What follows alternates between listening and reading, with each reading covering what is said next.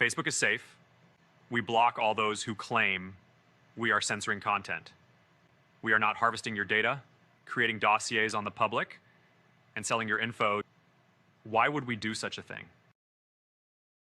Seeing the Easter Island pictures of art next to the Göbekli Tepe art is all I had to see. As a chief legislator, that's all a trier of fact needs to see to know Göbekli Tepe is nowhere near as old as they are claiming. That Jason showed that the zodiac isn't even old, that the Greeks invented it, blew my mind. I'm a Christian now, and our scriptures tell us that stuff's evil.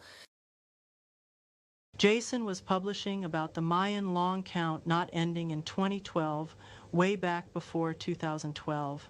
This dude is shaking the nest. His discoveries on calendars and ancient moon and day count calendars is putting some of these guys to shame. Remember, we are actors. We are paid to lie. We are rich because we are good at what we do. Anyone at this point who can't see that the Jews copied Babylonian tablets to write Genesis is blind. Jason's Dark Scriptures playlist shows this perfectly.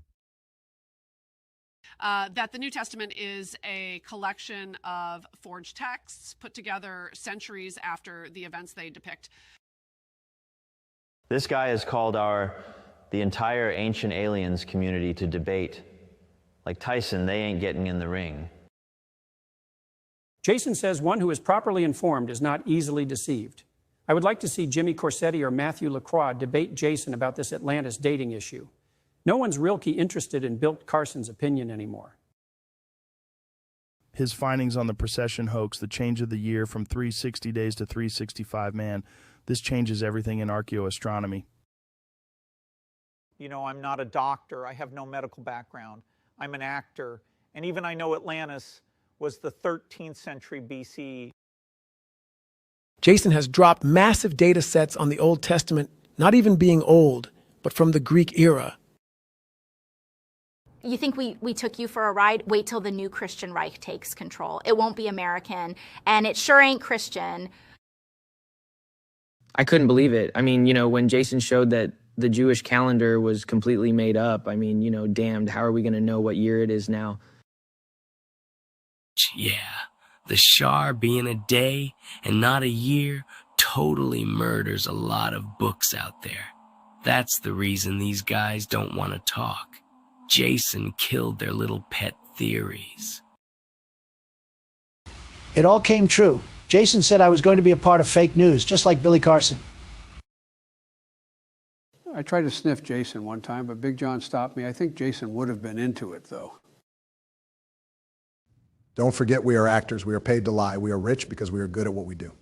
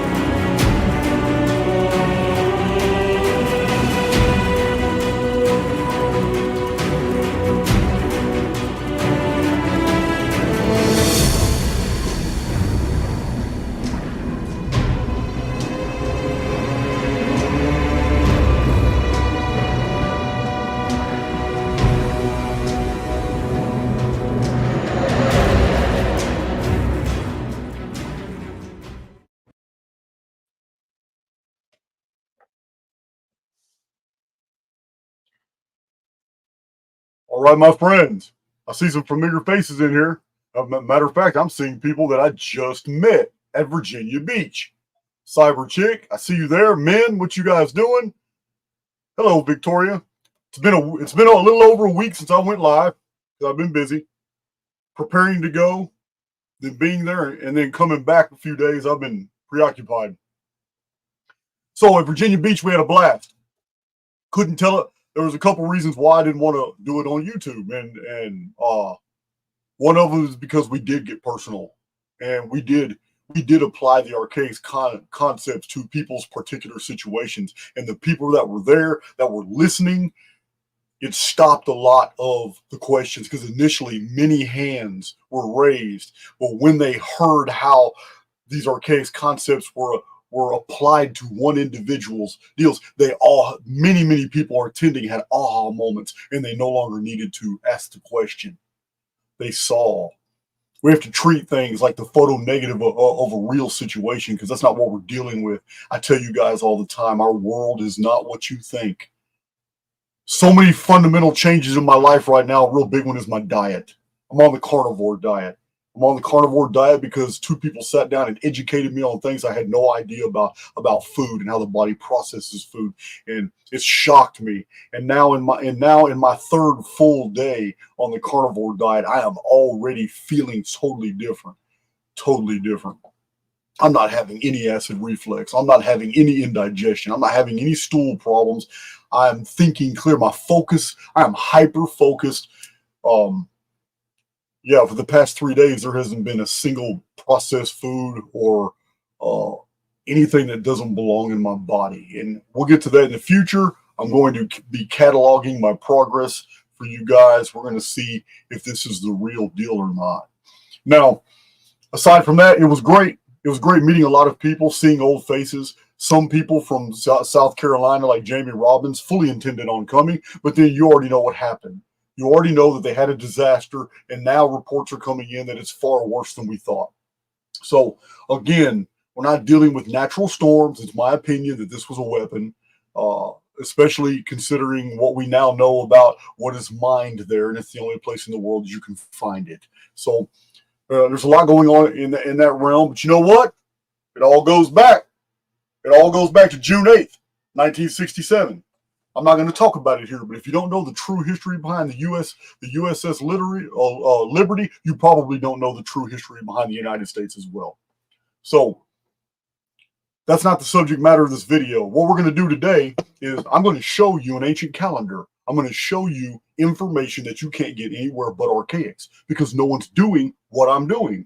Who else, aside from the 1,300 other nonfiction reference books that I've cited to you guys that I have read and data mined, who's going to sit down and read this book from 1836? Hell, it's so big they published it in 2 books. This is Godfrey Higgins, I can never say this word. Anacalypsis. I believe that's it.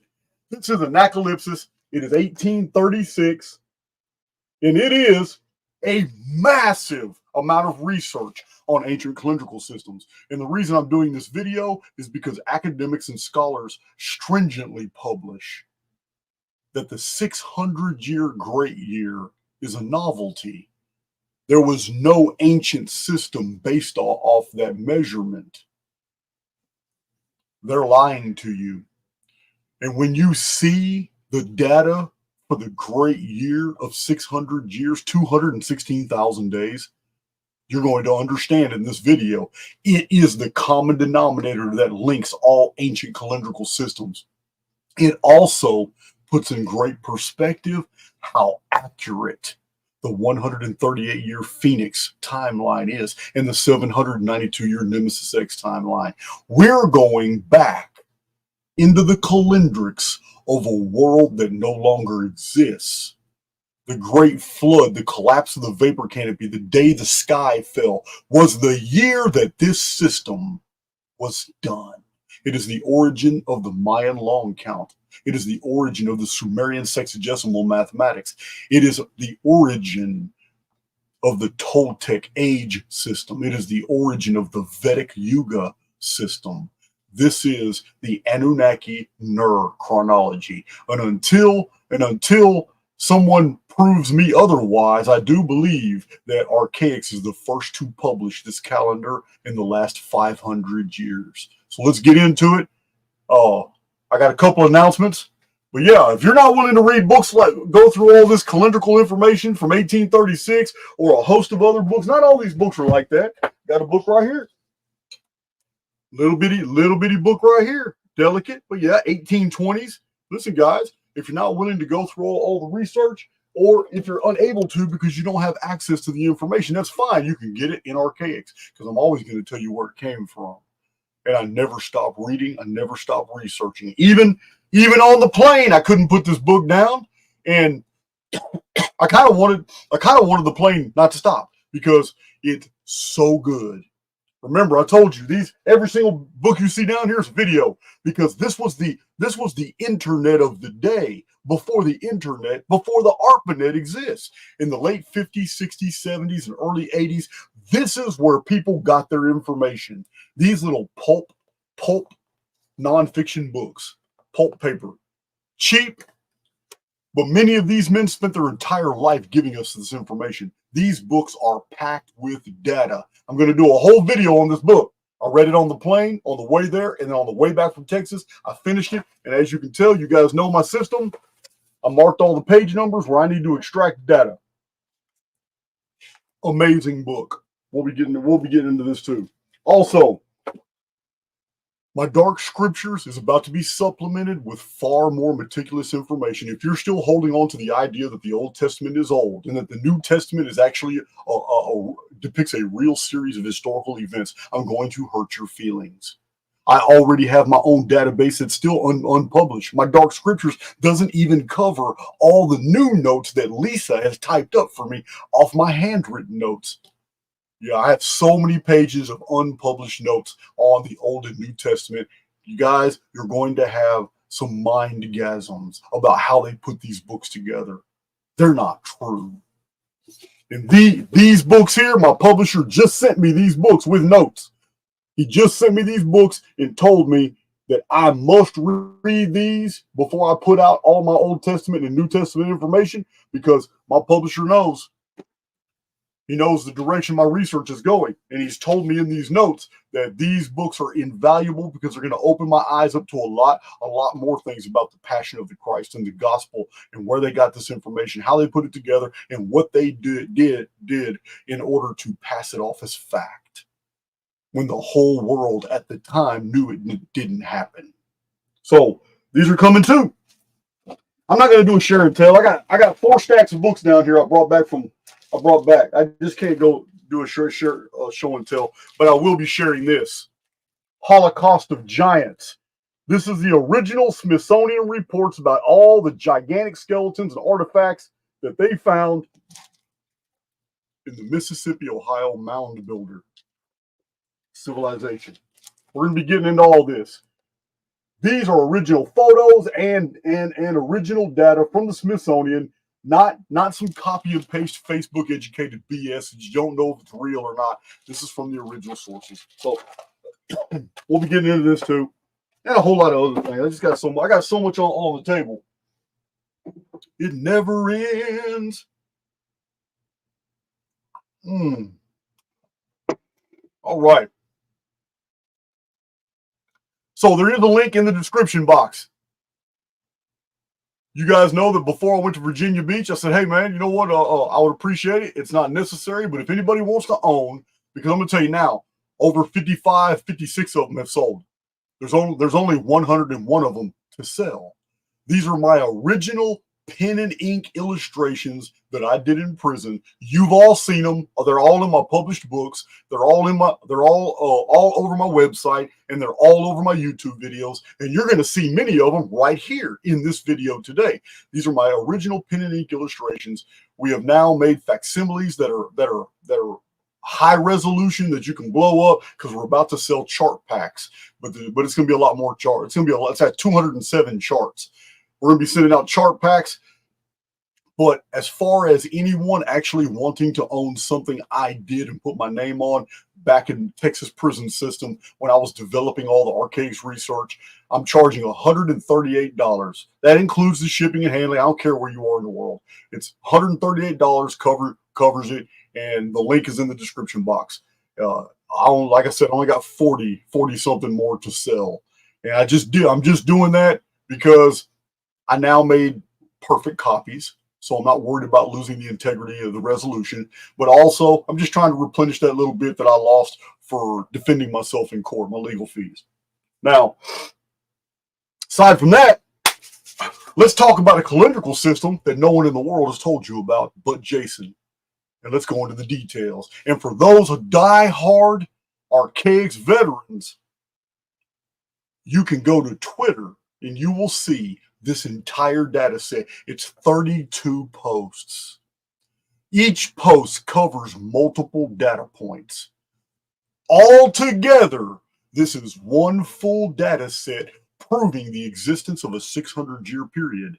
And that every year of that every episode of the 600-year period is demonstrable. And in ancient records, we can see what happened on those years. And that this is the origin of almost all ancient calendrical systems, and that the Anunnaki NER system ended at the exact same year that a new system began. And that's recorded in the ancient world as well. The 600-year great year of the pre-flood world brought us the Great Flood. But the Great Flood collapse of the vapor canopy was by the Phoenix. And that started the 552-year Phoenix cycle. And this is why, in my 5 videos and 2 published books, where I expound about all the information on the Ogaigian deluge, 1687 BC, this is why the Heliolithic Maritime Empire was caught flat-footed. This is why all these X accounts, all these Facebook groups, and all these YouTube channels are steadily showing all this megalithic major buildings, half-buried structures, all these gigantic like Baalbek stone blocks, trilithons, dolmens, but none of them are telling you when these things happen. They're only speculating.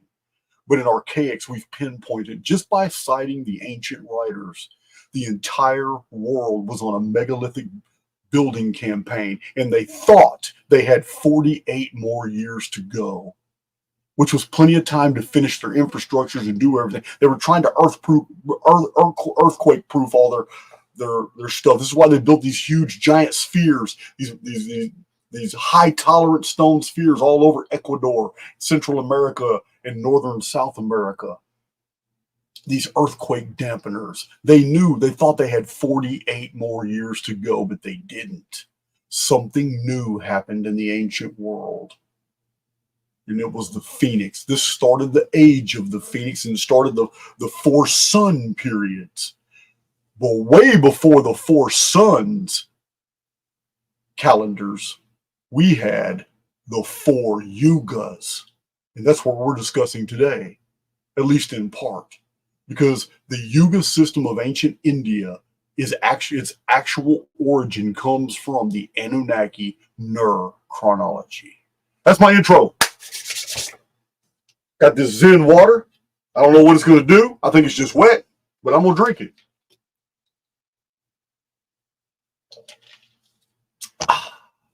All right. Check this chat before I take off.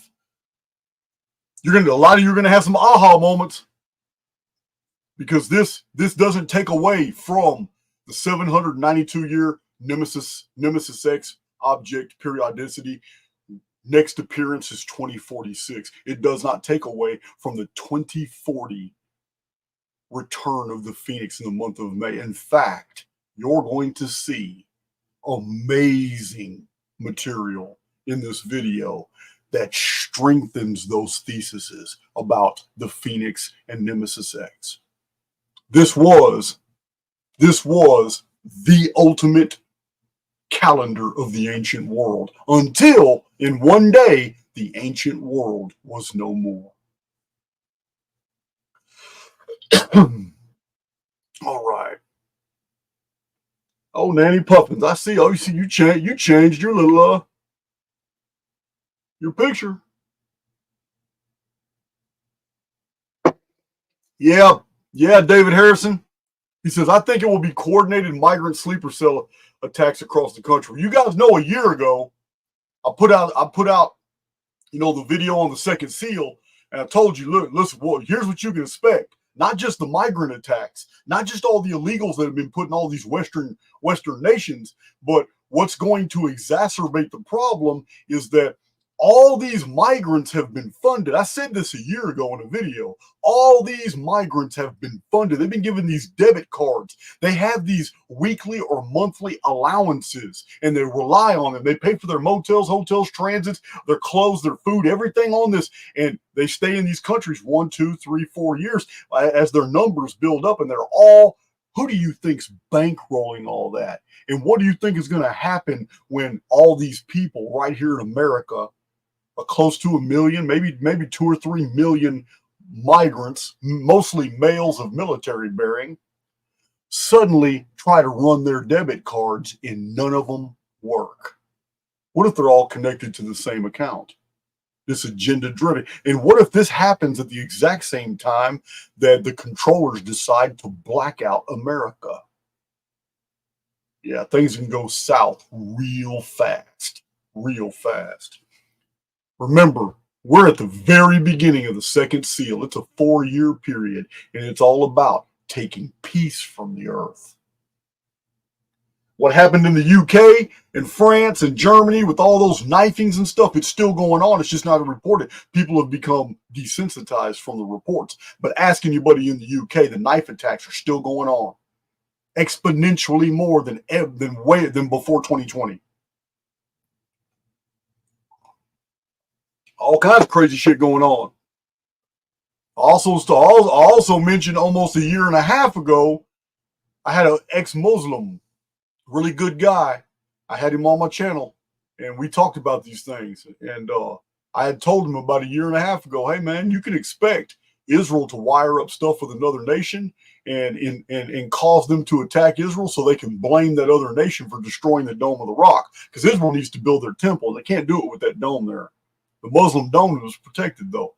So what better way than the head of all Islam, Iran, to go ahead and lob a bunch of missiles and then for them to say one of them went off course and blew up the Dome of the Rock? Oh, man, dome's already gone. Let's level that. Go ahead and build our temple now. It's in the plans, guys. Watch it happen. Said that 1.5 years ago.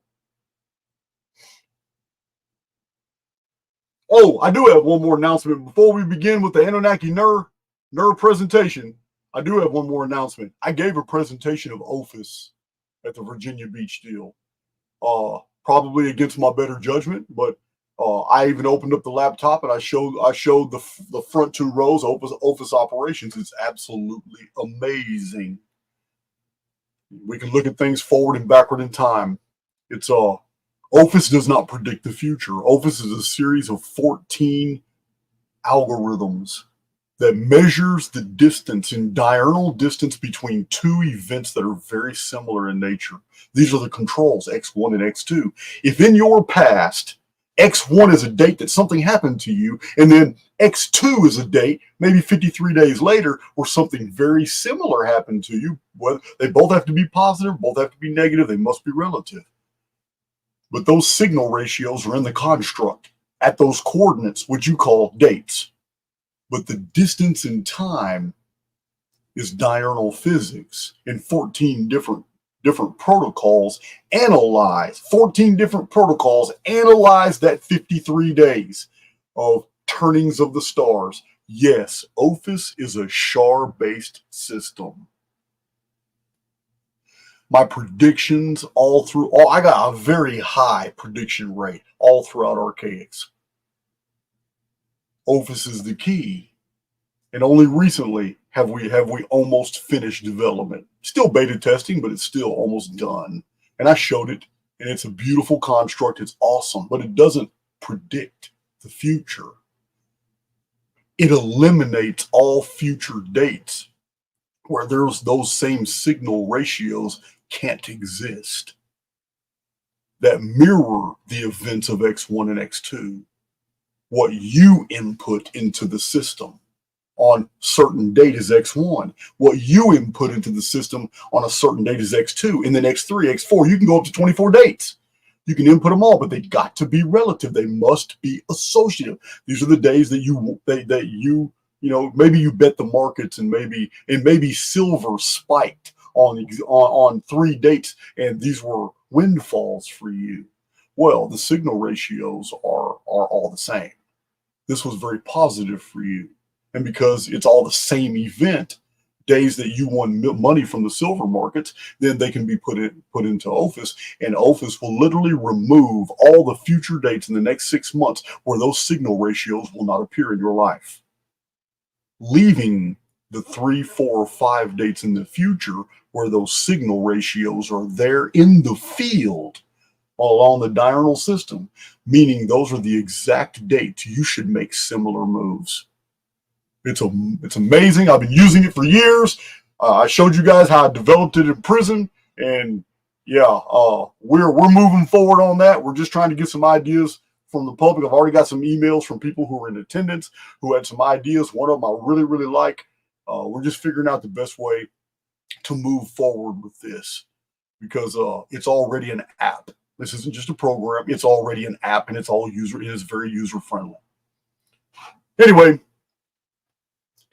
I didn't mean to go too long before this presentation. It just happened. It's been over a week since I went live. Let me check with my chat. But yeah, $138. You can get one of my illustrations, because once they're gone, they're gone. There's no way, unless I draw more charts by hand now that I'm out of prison, will I ever be able to do this again. These will be collector's items. Archaix isn't going anywhere. We are growing, expanding. Archaix groups are popping up everywhere, starting to network. Hell, New Mexico's got Aaron's dating groups. Listen, we're getting much bigger, and more and more people are having to come to the table. I told you guys from the beginning, I'm not going to be ignored. And if I have to topple over some giants, I'll do that. I'm fully qualified. But I'm trying to be friendly, and I pulled back from my call outs to debates, attacking these other people. I'm pulling back. I'm pulling back because it detracts from my locomotion. I'm gonna plow, steam full ahead.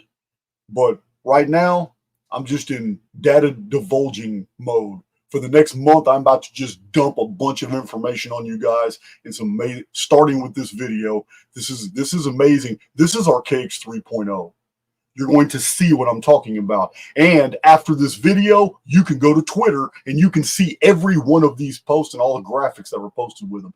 This is an unassailable data set. These are claims I've made in the past, and I stand by them. Unassailable means I don't care what your credentials are. You're not going to overturn this series of facts. So let's do it. Let's do it.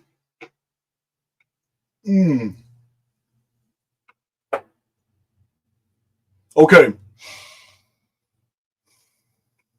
Oh, I will be in the near future. I don't know when, but I will be in the near future doing an Opus video where I'll show it on the screen. I'll explain what it's doing without giving away the algorithms, and I will propose a few things, and I'm going to gauge by the community what's going on, because it's going to be by subscription, which gives you 6-month access to play and do whatever you want with it, predict anything, do examples of your life. It's amazing what you can do with it. The applications they're infinite, because different people will have different ideas. So we'll mess with that later. But you guys know it's been like 6.5 years. I used to do the NFL predictions, and it used to scare us. 87 to 93% accuracy, beating the crap out of all the NFL experts until we hit that 5th or 6th weeks, which was a pattern break. Everything resets in the field. Yeah, we couldn't figure out what was going on. We got to figure it out now. Our construct has a natural pattern break, so you can't do these type of prognostications. But we were still doing it with way better than anybody else. But yeah, then we have to start all over again, and then again on the 5th, 6th week, and every once in a while the 4th, all the arithmetic would be scrambled. It's almost as that it's like the construct itself is aware of what's happening and trying to stop you. All right. So diehard Archaix veterans, you can go on Twitter after this video, and you can do it. Men, I seen you in the chat right now, men. Man, it was great meeting you, man. I love your fucking energy, dude. It's awesome. Here's your coin. I took it out. It's got a little plastic sheath, but here's your coin. I still have like nine Archaix coins. You guys remember we minted these a long time ago. I still have like 9 in the collection. And Min donated a lot of stuff to Archaix, and this is what he asked for. He didn't ask for money. He didn't ask for all that stuff. He asked for one of the Archaix coins. You know what? You got that on the way, man. Break free or die trying's in there. Tread carefully in the dark. I don't know why y'all can't see that. My camera's normally better than that. But I do have low lighting on. Wow. No good. Not today, man. It ain't just not today. Doesn't want to focus. Interesting. Yeah. I'll play with that all day. All right. Let's do it.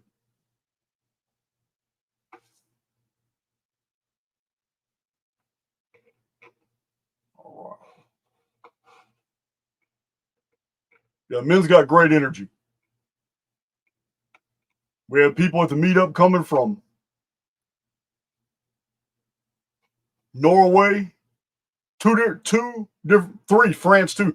different European countries, Central America.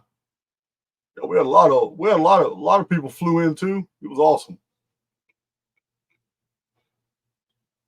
All right, so I'm going to go to my Twitter account where we have this data already available to the public. Going straight to my bookmarks.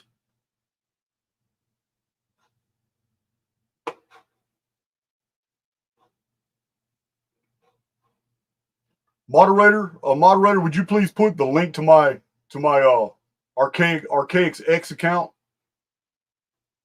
Because I got 3,276 posts. I got a lot of research, a lot of facts that just aren't commonly known right here on this one thread.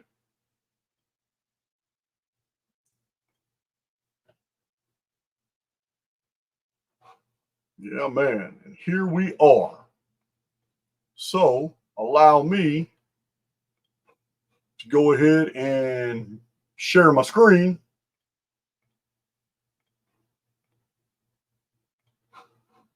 All right. Let's share the big screen, entire screen. There it is.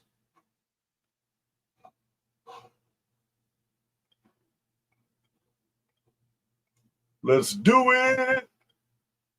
All right. So we're going to go down all the way to the bottom.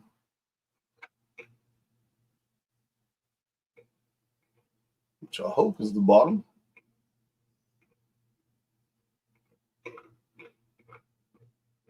I know y'all can see all that. It's a lot. It's a lot.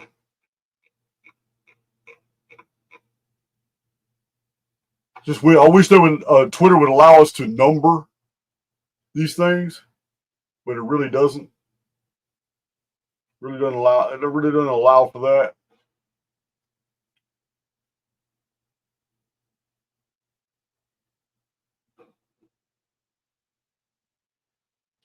So let's see here. It doesn't look like the first one though. That's what I don't get. This is what I don't get. Why? What am I not seeing here? What am I not seeing here? Because that definitely wasn't the first post at all. Remember, I had this problem last time, guys. Everybody was telling me to go to the margin, but they didn't understand. Margin doesn't allow me to go back to the front. All right. So I'm just going to start here.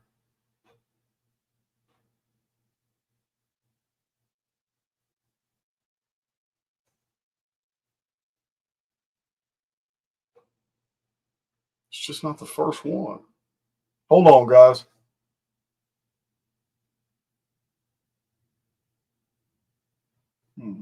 I don't know why that's showing me the first one. It's not the first one, man, in my deal. Maybe in the future, I will actually number these. They don't really have to be in order, though. Because there was the first. Okay, there's the first one I did. All right.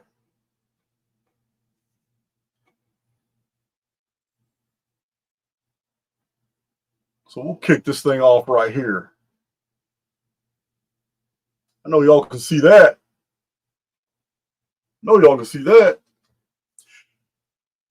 Ancient Near East tablets translated by Dr. Malachi York in the Holy Tablets. It's huge. It's just as big as Godfrey right here.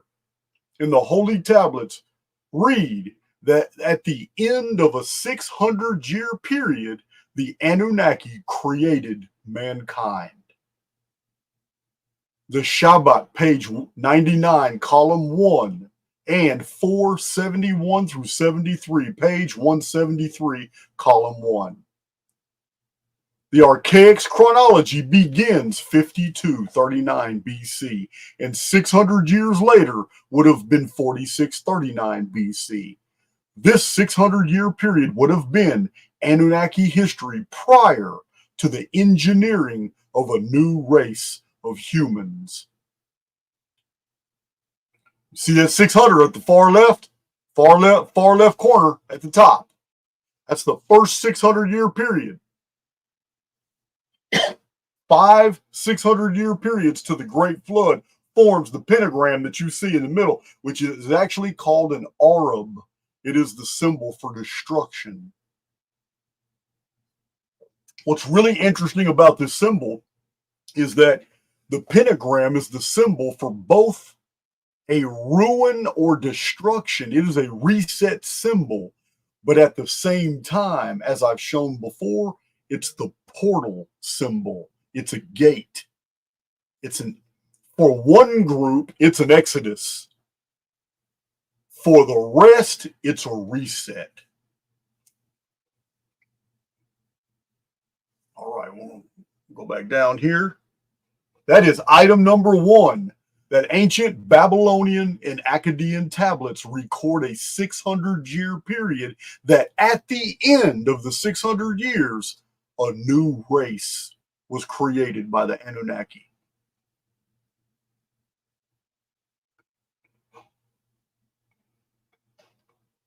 Let's go check out the next one. Oh, that's not the next one. That's not it either. All right, let's keep going. Oh, this is aggravating dealing with. There's got to be a better way to deal with this Twitter bookmark thread. I bookmark them so it'd be easier, but it won't let me bookmark them in the order I want to present them.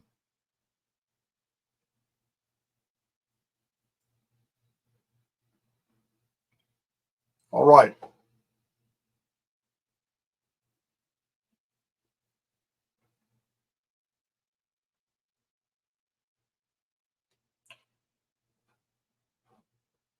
Zecharia Sitchin remarks in his book, The Wars of Gods and Men, this is in the Earth Chronicles series, that Sumerian texts over and over refer to a starting point in the chronicles of the Anunnaki that began 432,000 shars before the deluge. Zecharia Sitchin calls them years, but you guys already know from all my past presentations, it's shars, turning of the stars. Remember that girl's song, a shar is a day, not a year. You know the song. I'm going to listen to that after this is over.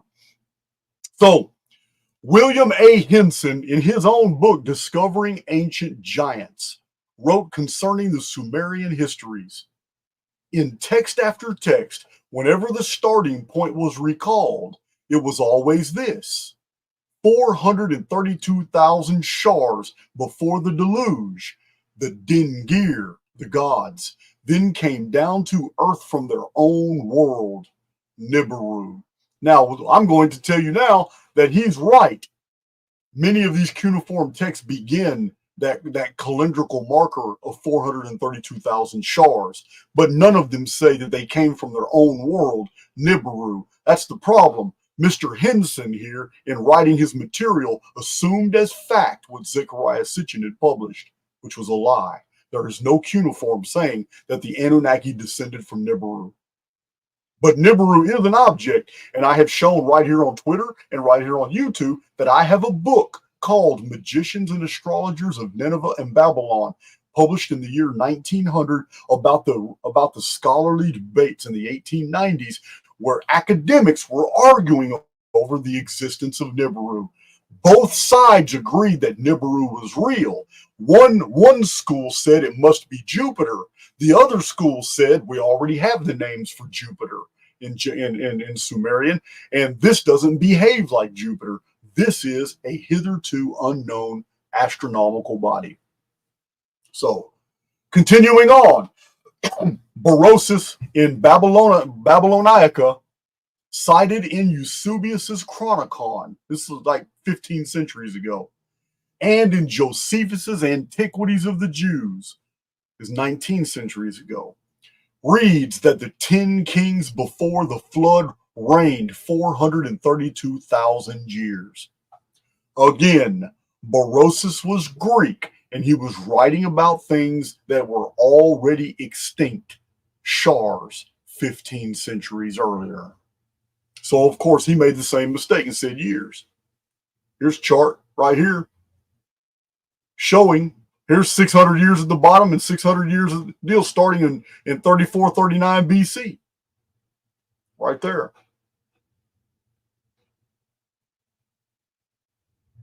These are all in the days of Enos and the days of Jared, Enoch's father. That's it right there. See if we can't blow that up a little bit. Yeah, right there. You can see the NER, 600 years, and the NER in the middle of the page now. Underneath that, 1,200 years is 432,000.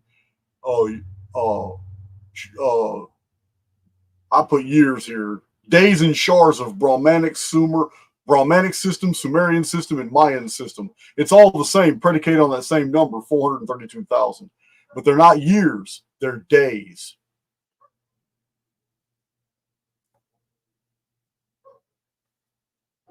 Let's see. Okay. Let's move to the next data point. So we have a lot of correspondence here already. And you'll see that once you understand how long 432,000 days actually is. So, Malachi York, Zechariah Sitchin. Let's check out D.M. Murdoch. What did D.M. Murdoch say? Oh, man, the Christ conspiracy, the greatest story ever sold. Let's see what she had to say. Okay, right here.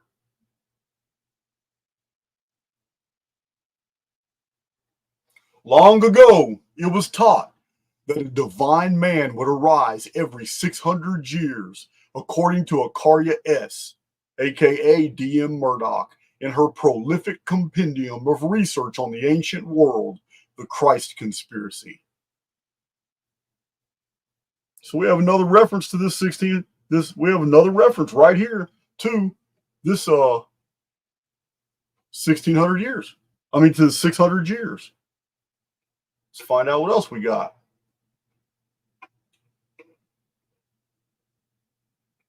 Oh, here's a good one. Here is a good one. Some of y'all know about Hamlet's Mill. In Hamlet's Mill by Giorgio de Santillana,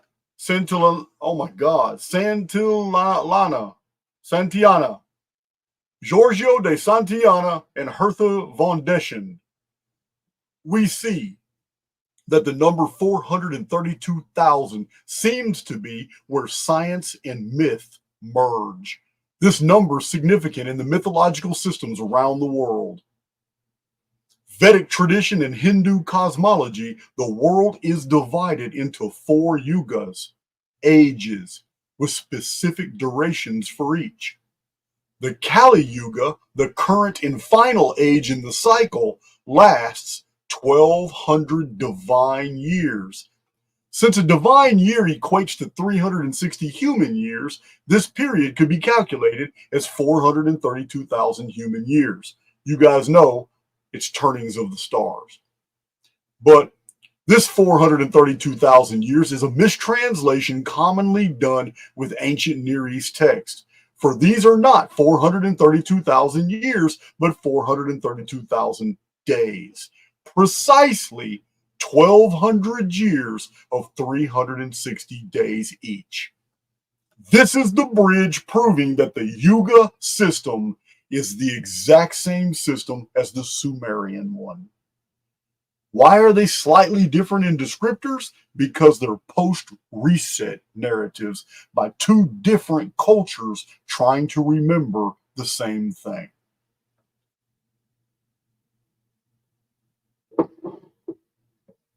The Scandinavian Norse remembered this number in their traditions of Valhalla concerning the Norse god Heimdall, who was the Watcher of Asgard. Remember, the number 432,000 is going to be linked to the Watchers.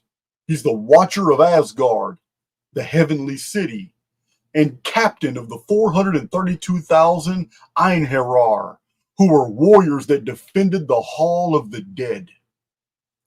Now, the concept of the Hall of the Dead is very interesting because you know the Hall of the Dead in Egypt would have been the kingdom of Seeker, as those trying to escape the construct needed to find the gate of Rostal. The Hall of the Dead would be your exodus. It's your rallying point for your exodus from the construct. Here's Hamlet's Mill, an essay on myth and the frame of time. It's good. I love this book. It's awesome. All right, so we're done with that data point. Moving on up through this thread. I finally found a piece of the timeline. All right. Oh, here's a real popular one. The infamous yet famous Josephus. Doesn't matter if somebody else actually wrote this or whatever. It's the data that counts. Jewish historian Flavius Josephus wrote an extensive history of his people after the Romans virtually destroyed his nation in AD 70. He wrote that the people before the flood lived extremely long lives, a fact he cites from several other earlier historians, such as Berosus of Babylon, Manetho of Egypt. These are very deceptive, guys. Berosus was a Greek in Alexandria studying the Babylonian stuff. Manetho was in Alexandria as well, and he was Greek, studying the Egyptian stuff. So, such as Berosus of Babylon and Manetho of Egypt, Mochus, Hesteos, Hieronymus, Hesiod, who wrote the Theogony, and others. In his famous Antiquities of the Jews, Flavius Josephus wrote this: "Let no one comparing the lives of the ancients with our lives, and with the few years that we now live, think that we have said of them is false, or make the shortness of our lives at present an argument that neither did they attain so long a duration of life. For those ancients were beloved of God himself, and because their food was then fitter for the prolongation of life, might well so live a great number of years. And besides, God afforded them a longer life on account of their virtue and the good use they made of it in astronomical and geometrical discoveries, which would not have afforded the time of foretelling the periods of the stars unless they had lived 600 years.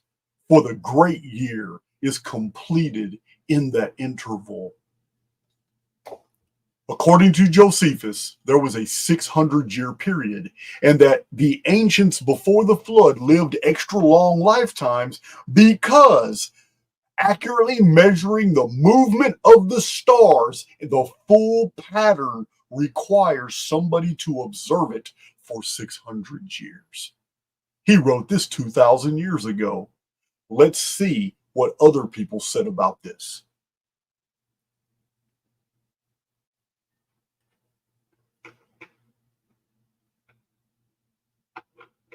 At least it makes it easy to jump to the bottom. All right. We're gonna find more people commenting on that. It's very interesting.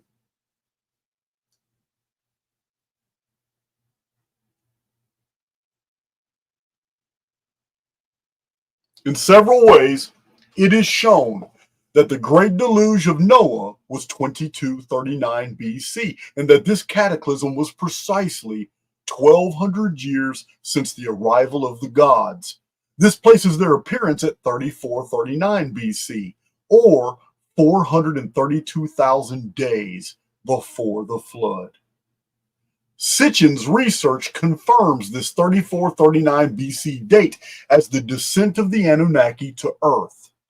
In his End of Days book, he relates that the Sumerian writings claim that the Anunnaki appeared on Earth when Nibiru orbited close to our planet 432,000 years before the Great Flood.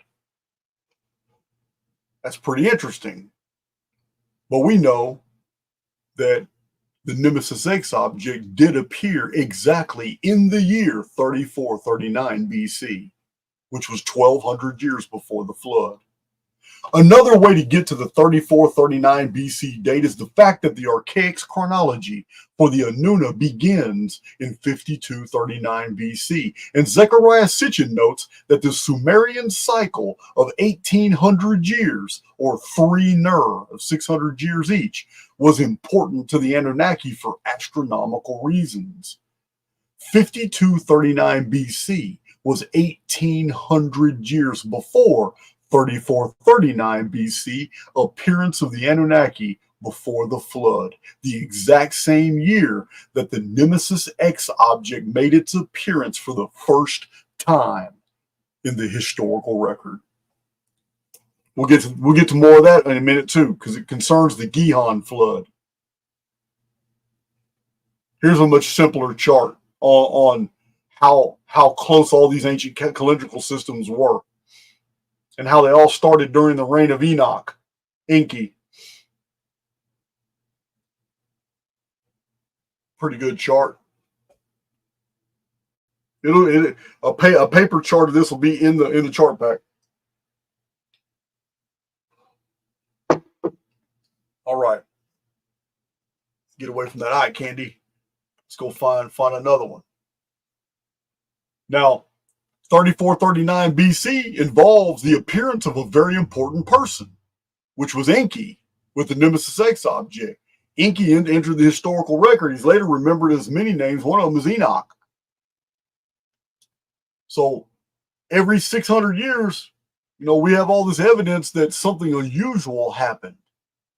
So let's see what Edward Carpenter has to say about this. What could be happening here? So we've already found out that the great year was 600 years. Concerning these great years and appearances of divine personalities in the world, Edward Carpenter, writing in 1920 in his book Pagan and Christian Creeds, seems keen to this phenomenon. He uncovered evidence in his researches prompting him to write. This is profound.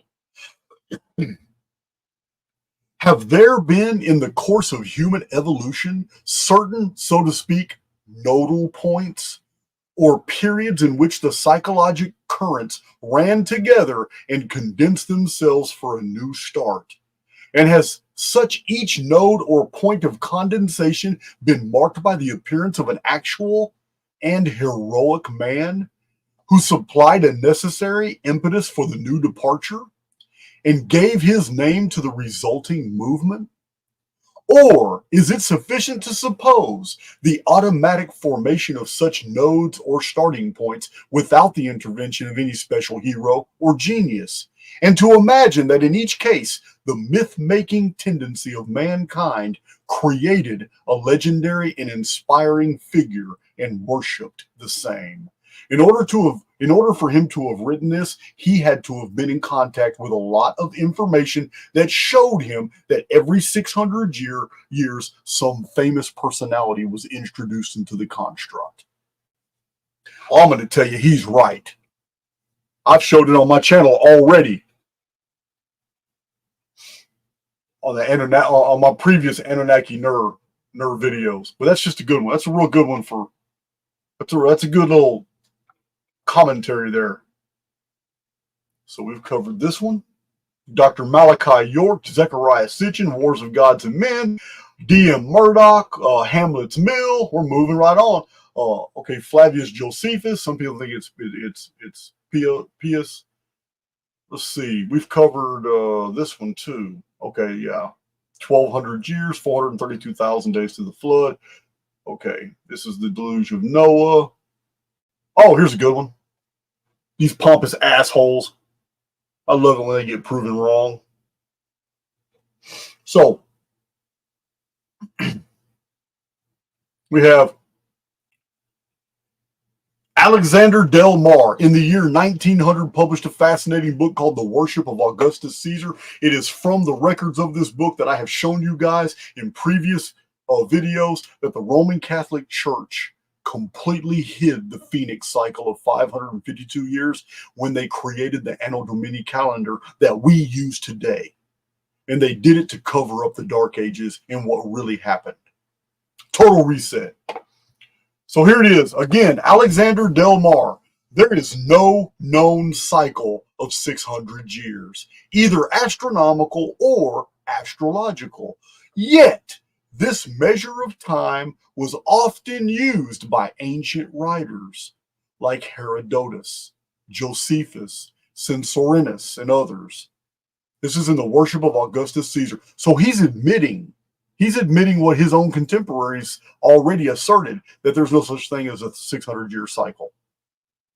But that world doesn't exist anymore. We're not under the arithmetic that governed that world. He's acknowledging that ancient writers did know about that, even though they can't find any evidence for it.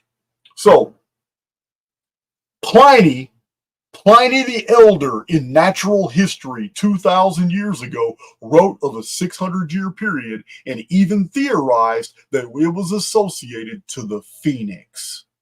That's amazing. It is associated to the Phoenix because one cycle is antecedent of the other. The 600-year NER cycle ended at the Great Flood when the Phoenix cycle began. The planetary cycles align every 216,000 days. This is 600 years of 360 days each, a period that the Italian astronomer Cassini referred to as the most perfect astronomical cycle known. That's amazing too. 600 years, 600 years, 600 years, 600 years. Great flood. Here's a 5-planet alignment that told the Chinese the Great Flood was coming.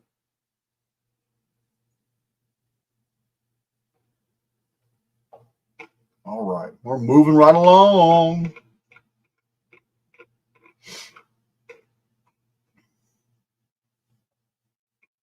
That was the Alexander Del Mar data point. These are going to get better, right? Hey, these are going to get better and better. Yeah, we started slow. This is going to get better and better. I'm going to check my chat here right after this one. Okay, Sitchin cites a text excavated from the ruins of Sumer concerning the descent of a god named Enki to Earth at that time, which reads, "When I approached Earth, there was much flooding." Now, that's a Sumerian text, probably Acadians to a copy of a Sumerian text. But now, check out the Hebrew book of Jasher. Let's see what it says. And in the days of Enosh, the Lord caused the waters of the Gihon to overwhelm them, and he destroyed and consumed them, and he destroyed a third part of the earth, and there was no food for the sons of men, and the famine was severe in those days. Now, the Nile River was called the Gihon by the Coptic Christians of northern Egypt. This places the Genesis history before the flood to have happened in ancient Egypt. This is amazing because we already know that in 3439 BC, the Nemesis X object appeared. When it appeared, 1/3 of the world population was destroyed in flooding. And this is the background to this statement by Enki. When I approached Earth, there was much flooding. Remember, these civilization bearers and builders, they always appear right after a reset. Just like sea crops, just like Ogyges, just like Danu, the Danon, Danaus, however you pronounce his name, just like Brutus, Coroneus. All these civilization builders just left a destruction.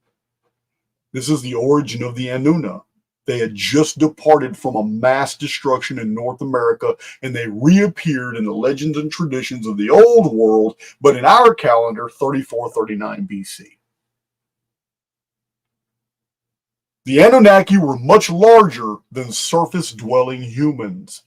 The Paschal Chronicle has Chaldea founded by giants before the flood in the days of Jared, according to the Chronological Antiquities of John Jackson, written in 1752. And we know Jared was the father of Enoch. Jared was the one that was alive in 3439 BC. Enoch appeared 4 years later. It's amazing, guys. Absolutely amazing how all these totally different traditions from different places all align perfectly. They're telling you the same story, but from different backgrounds. It's crazy. So the Sumerian and the Hebrew traditions align perfectly. This was 432,000 turnings of the stars before the great flood of Noah, or 1,200 years. It all lines up perfect. You can't make this shit up. It all lines up too perfect. All right, moving right along.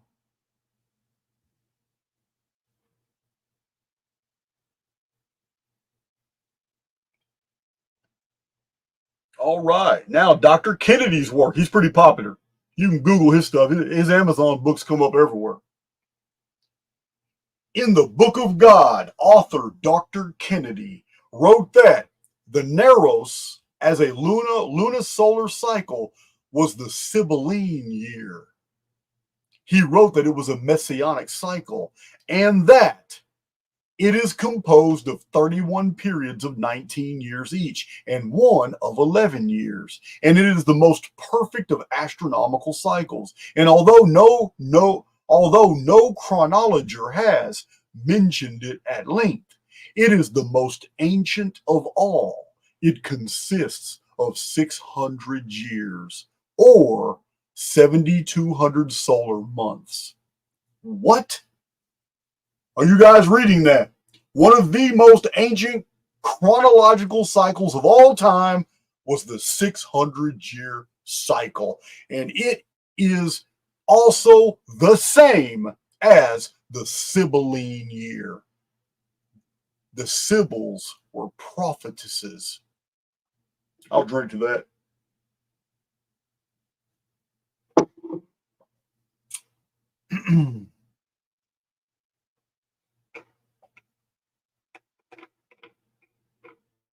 Sibylline year. Can't make it. You just can't make it up. All right. Let's get into it. I said I was going to check my chat, didn't I? I'll do it after this one. Hebrew tradition holds that there were many earthquakes, drought, and famine in the days of Enosh. And in the Jewish Haggadah text, we find that this flood in Enosh's day occurred before the famous flood of Noah. The Yazidis of Asia preserved traditions of a flooding more ancient than Noah's, stating that the world was flooded twice, the second flood by far the worst. Noah's flood was worst. Moses Maimonides wrote that in the days of Enosh, not Enoch, Enosh, he was the king when Jared was alive, the father of Enoch. Moses Maimonides wrote that in the days of Enosh, men began to build temples to the host of heaven, venerating the stars as deities, and the old one, the creator, over time was forgotten. The worship of the Watcher is in the theme of the older portions of the Book of Enoch. The Greeks remembered the Anunnaki as the Anadoti, who were believed to have descended to Earth at 4 different times long ago, interacting with men. These 4 times would be 4639 BC, the 600th year of the Anunnaki NER Chronology, 4039 BC, the 1200th year, 3439 BC. Well, you know what happened? You know what happened in 4039 BC? That's the first appearance of the moon and the first time the Igigi entered the historical record. 3439 BC, there was their appearance in the 1800th year of the Anunnaki timeline. That's when Enki appeared with his 50 Anunnaki. And then 2839 BC, 600 years later. So 2839 BC was the first year of the oppression. This was also the year of Noah's birth, who was born 600 years before the flood. Every one of these is 600 years apart. Noah fits the theme that Enki fit. A great man is brought into the construct for a purpose. At the end and beginning of a 600-year NER period. It's a lot of information in that little data point. All right. I'm going to check my chat. Just see where I'm at real quick.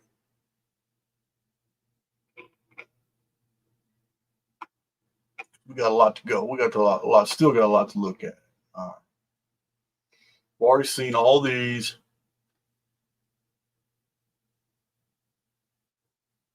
All right, I know where I'm at now.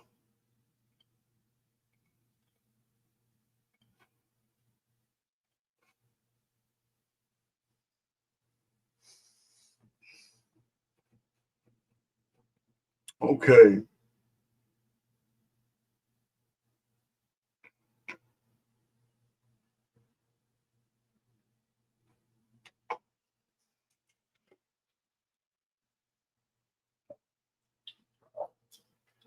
It is absolutely amazing how the Anunnaki NER system of 600-year periods is so well documented in the ancient world. We are not done. It is further amazing that the system died in 2239 BC with the collapse of the vapor canopy, the great flood of the ancient world, the day the sky fell. It died. And yet, in the coming tribulation period, the Anunnaki NER system comes back in alignment with our modern calendar. And how it happens, I'm going to show you. It's amazing. Phoenix is the nexus between all these calendrical systems. Why? As I told you what the ancients believed, Phoenix is the keeper of the calendar.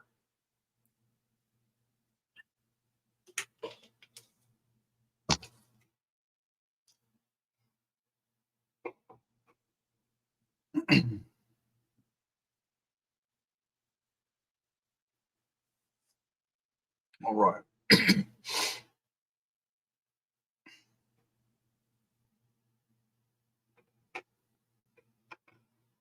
All right. I'm just looking at some of the chats. Some of the chat. All right. We got almost 1,500 people in here. That's pretty good. I mean, I understand This is really a presentation from our Archaix veterans, because I know you're already familiar with a lot of this material. You just haven't heard these data points. So I get it. I do get it. Yeah, Spirit Miracle. I've seen many of your comments about the original Halloween being in May, mid-May.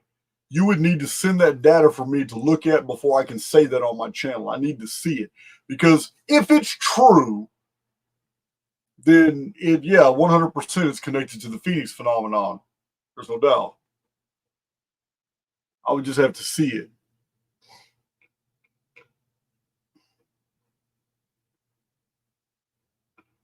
Okay.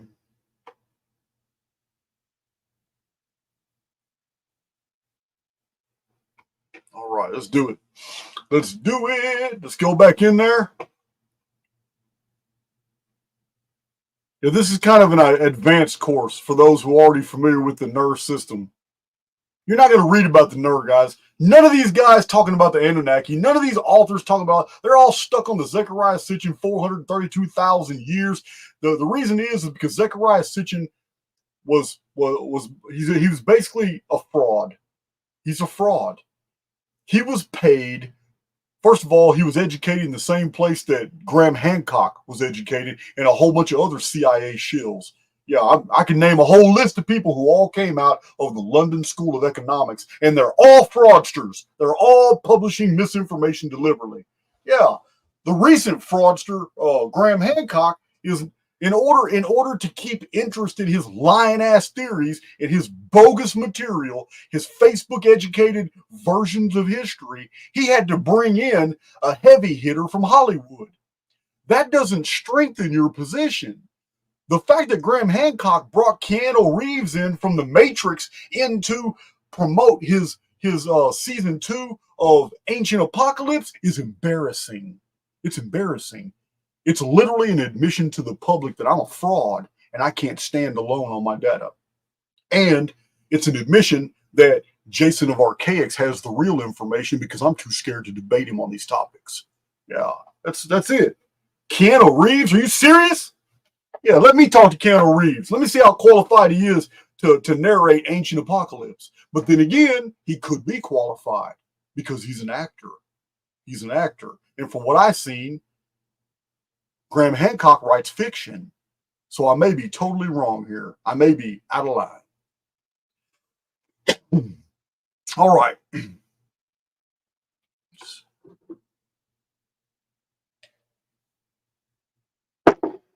Yeah, it's just ridiculous.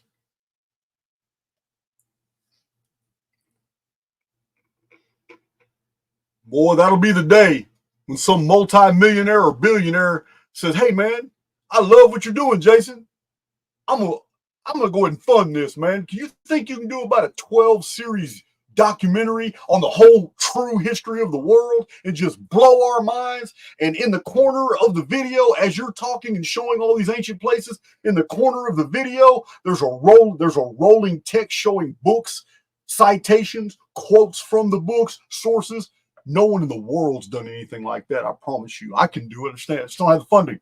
I don't have the ability right now, but it will come. Sooner or later, it's going to come. And I'm going to be narrating and telling people the true business about all these places, exactly when it happened. And as I'm talking, there will be a small screen in the big screen that's showing the original books and the sources as I've documented them in Archaix. I will blow people's minds. And then the publishing industry is going to take a hit when they realize all these books are false. Bullshit.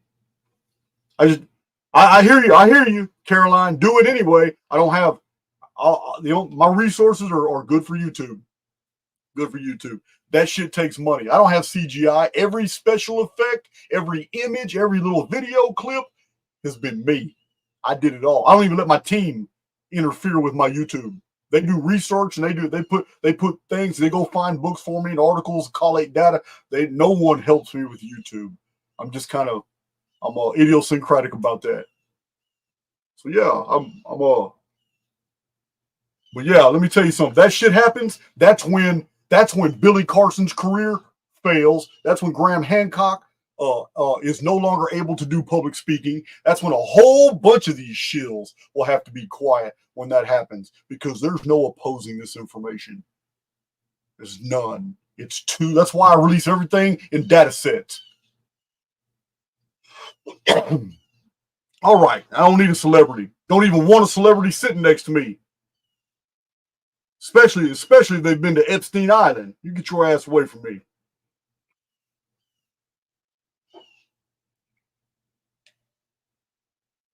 All right. Yeah, can you imagine the investor that puts that together? He'll be filthy rich. He'd be filthy rich. So far, I'm going to tell you now, I've got no problem telling you guys. On the back end, I'm already in communication with YouTube. And they gave me radio silence. I pitched what I just told you guys. I pitched it to YouTube because they do have the resources. They can send a camera crew out there. They can actually have a team assigned to the Archaix world history documentary. They can do all these things that I can't do on my channel. I don't have the resources. I pitched the whole thing to them, man. I got radio silence. I even told them, I says, you guys would beat Netflix out the water. Netflix would be pissed because you guys did this documentary. You have a whole Archaix documentary where I can go in and just completely dissect all these theories and then show you what the real information shows. I could be doing that for the rest of my life, and YouTube could get richer and richer and richer off that. And when I propose that, radio silence pretty much tells me what I needed to know.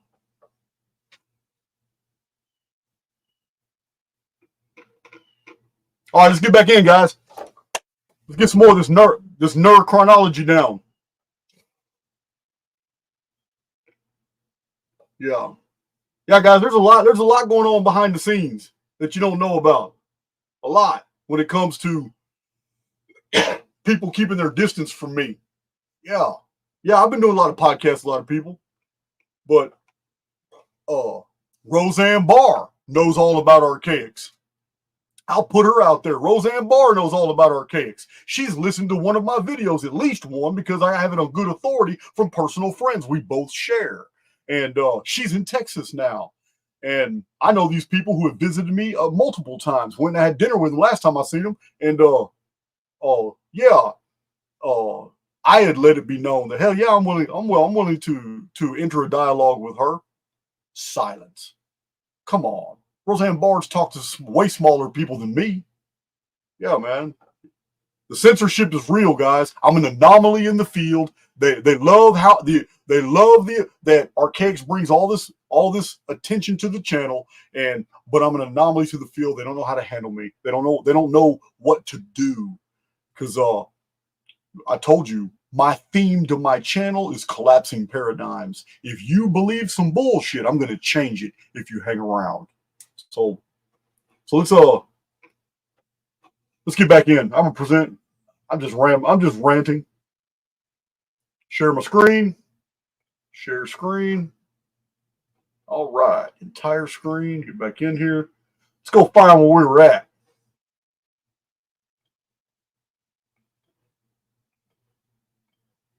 Oh, there it is.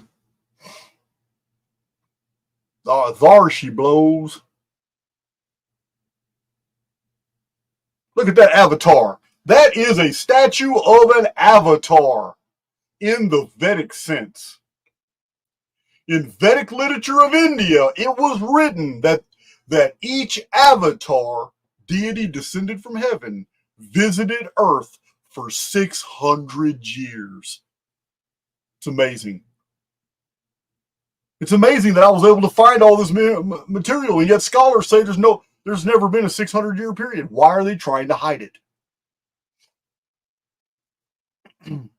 This is also, you have to understand, when you're dealing with the Vedic material and the Hindu material, the Puranic commentaries, and then later Buddhism, listen, you're dealing with original information that is looked through the sieve of multiple resets. When survivors are trying to remember their traditions and writings and they rewrite them, there's going to be substantive changes. But in the end, This could have easily said that in Vedic literature of India, it was written that each avatar, a deity descended from heaven, visited Earth for 216,000 turnings of the stars, because that's what the original would have been. But to us, it's 600 years of 360 days each. And if we would have just called it two yugas, the second yuga is 1,200 years. What is 1,200 years? Like the Kali Yuga, it's 432,000 turnings of the stars. How do we know? Because one yuga is 216,000 turnings of the stars, and 216,000 plus 216,000 is 432,000 turnings of the stars, or 1,200 years, or two avatars, two 600-year periods. It's all the same system, guys. It's just people in different areas were trying to remember the same things, but through different contexts, through destructions of their civilizations.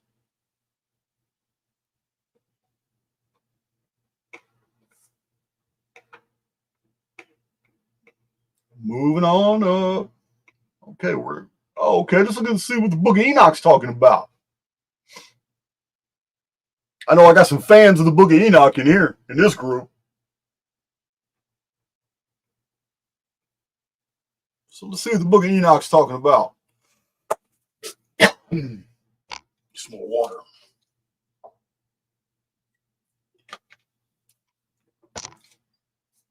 The fall of a third of the divine beings in heaven is an old theme in Semitic traditions. We find it preserved in the Book of Enoch. This is the watchers that came to earth. Then they swore all together and all bound themselves by mutual execrations, curses. Their number was 200, who descended upon Artis, which is at the top of Mount Armon. Now, the traditions attached to these fallen figures is that they represented a third of a whole group. This means the whole group numbered 600. 200 times 3 is 600. The NER, which was indeed dated 3439 BC, NER equals Anunnaki.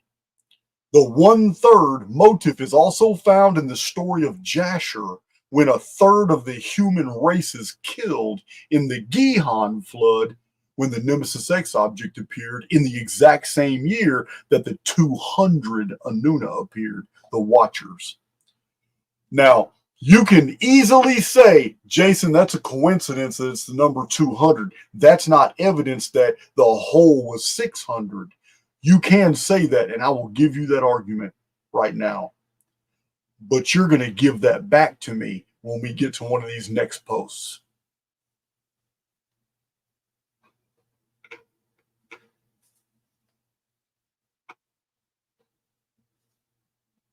All right, we're moving right along.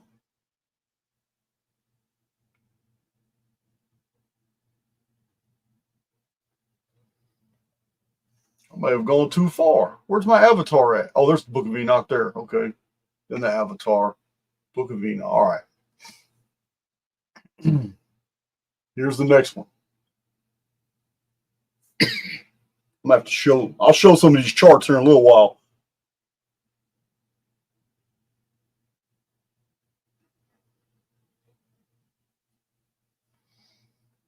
"1,200 years before the flood, an established fact among ancient sources." Check this out. Remember, the argument is the gods appeared, the Anunnaki appeared, the 10 kings appeared 432,000 years before the Great Flood. My argument is Shar doesn't mean year, it means day. And I've already published those data sets. They have nothing to do with this argument. I've already proven my case that even ancient writers knew that a Shar was a day. So Berosus in Babylonia, it's supposed to be Babylonica, wrote that from the crowning of the first king of the 10 king dynasty to the Great Flood passed 432,000 years. And also, in a different part of Babylonica, he wrote that from Oloris the first of the 10 kings, to the Great Flood was a 1,200-year period. How can you say both and still stick to your guns about 432,000 being years? When you divide it by the sexagesimal year of 360, you get 1,200 years, which evidently he did later on, because he even said that from the first regnal year of Oloris I to the flood was actually 1,200 years. And yet Zechariah Sitchin, Billy Carson, and so many of their followers completely ignore this fact. 1,200 years. The Atrahasis Epoch of Babylon holds that the Anunnaki were upset every 1,200 years due to human population, overpopulation. Remember, they sent a plague, then a flood. Oriental chronologists measured the great year as a day of 600 actual years and a night of the same length. This identifies a cycle of 1,200 years. Sounds like the book of Genesis, and the evening and the morning was the first day. The logical abbreviation of 432,000 from years to days is confirmed in the Vedic text called the Laws of Manu, which cites that the Kali Yuga age was only 1,200 years. Yeah, figure that one out. I got a lot of people who follow the Vedic and the Hindu systems that get frustrated with me when I try to bridge the Yugas to the Sumerian and the Mayan long count systems, and I tell them that they're wrong.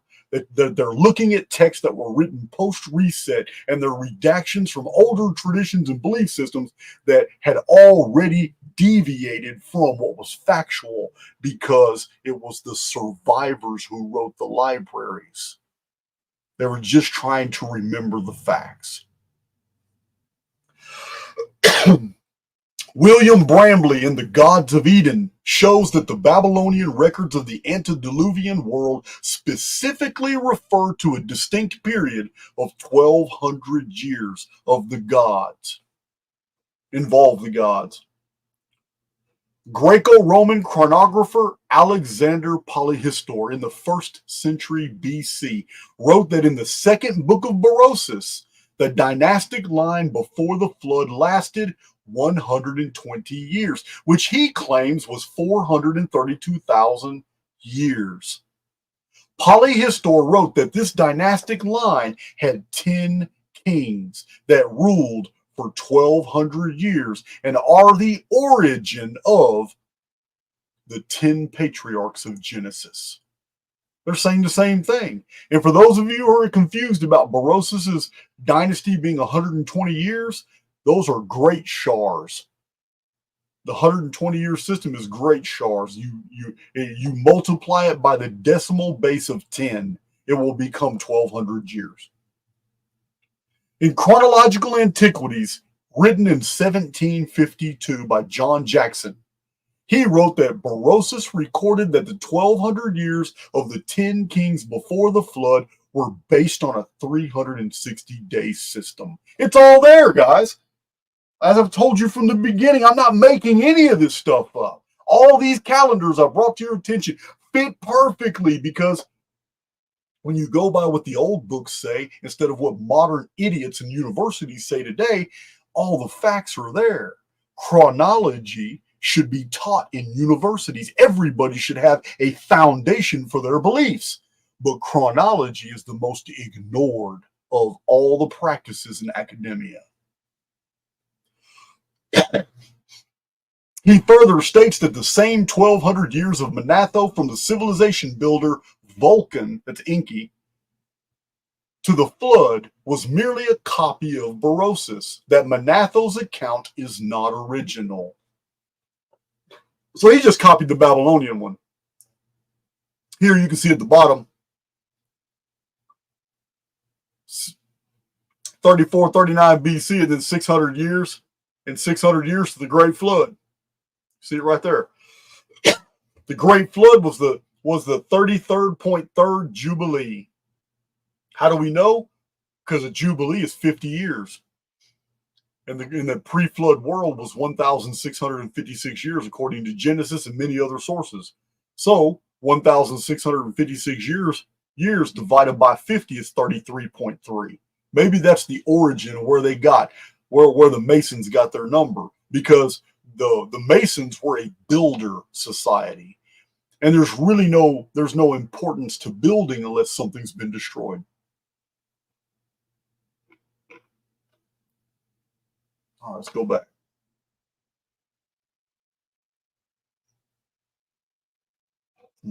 Where am I? Oh, there I am.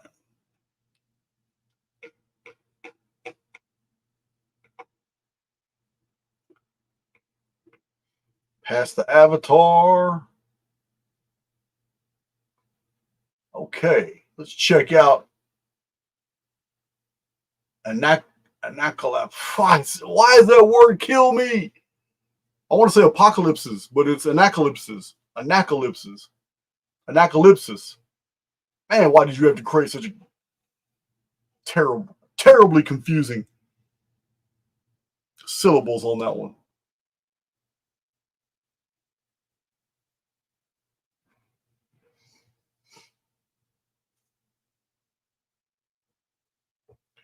According to the Janam Patri text and the Brahmins, studied by historian Bentley, Krishna appeared at the end of a 600-year period.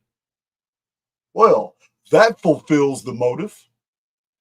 Godfrey Higgins in Anacalypsis wrote that the 600-year period belonged to both Buddha and Krishna.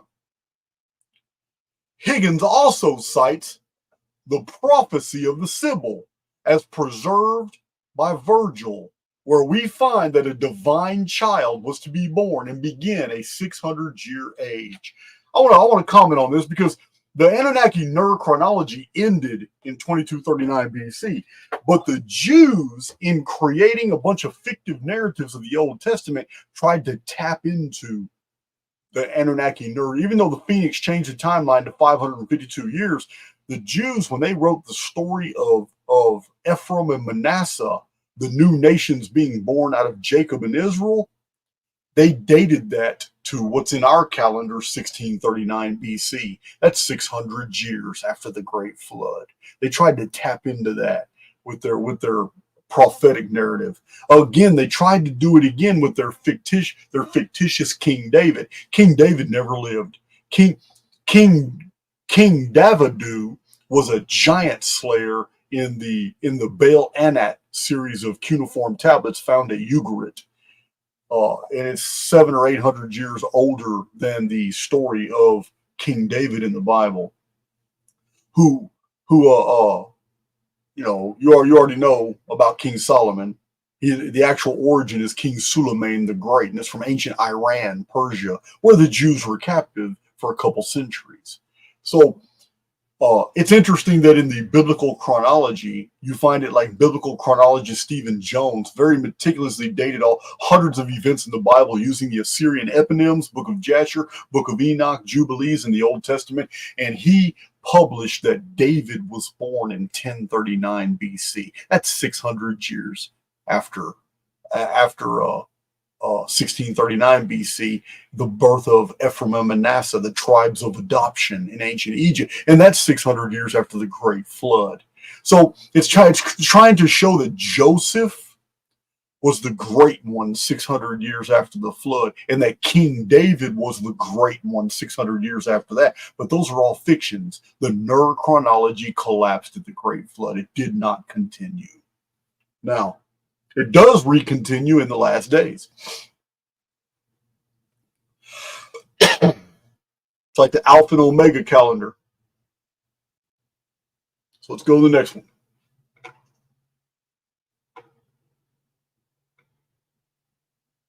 Let's see what we got here.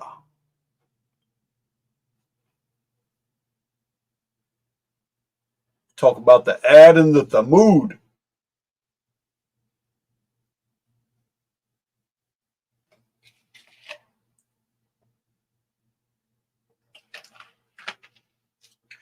Arabic traditions concerning the ancient race of the Ad hold that their patriarch lived centuries before the flood, namely 1200 years.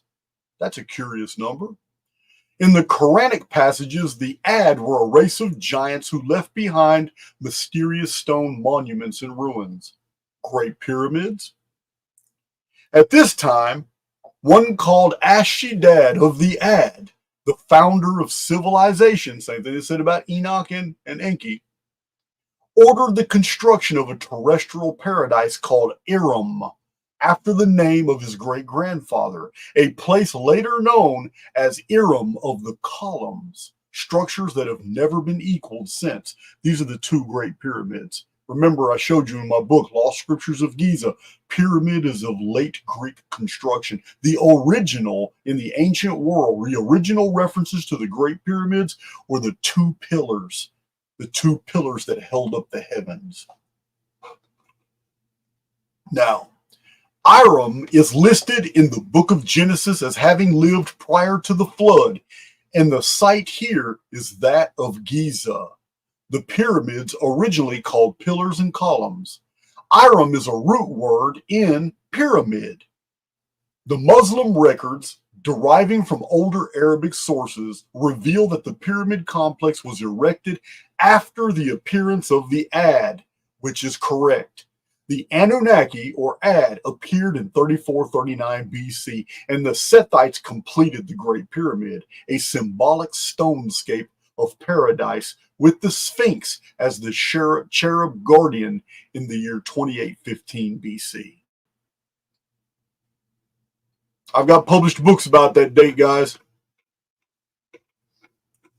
Don't buck until you see the data. Great Pyramid was finished after 90 months of construction in the year 2815 BC.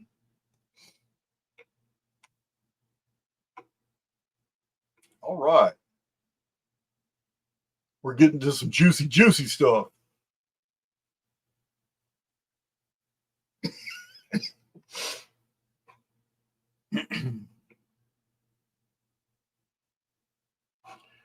In 1836, Godfrey Higgins in Anacalypsis reveals a startling fact.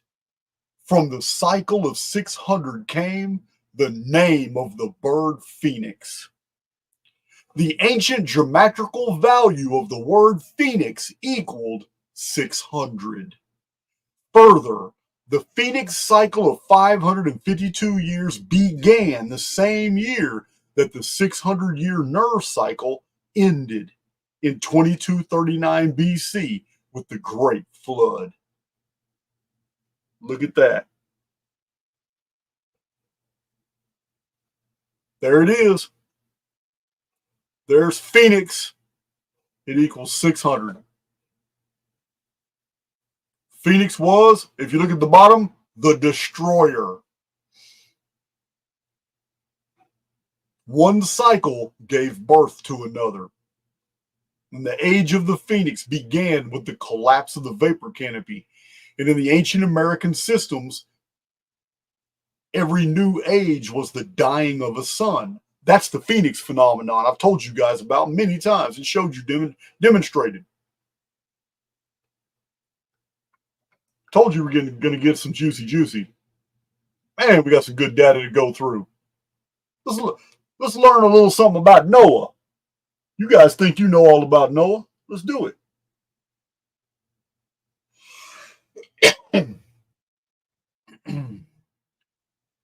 The famous hero Noah was born in the first year of the oppression before the flood, 2839 BC, on the vernal equinox, anciently the first day of the year.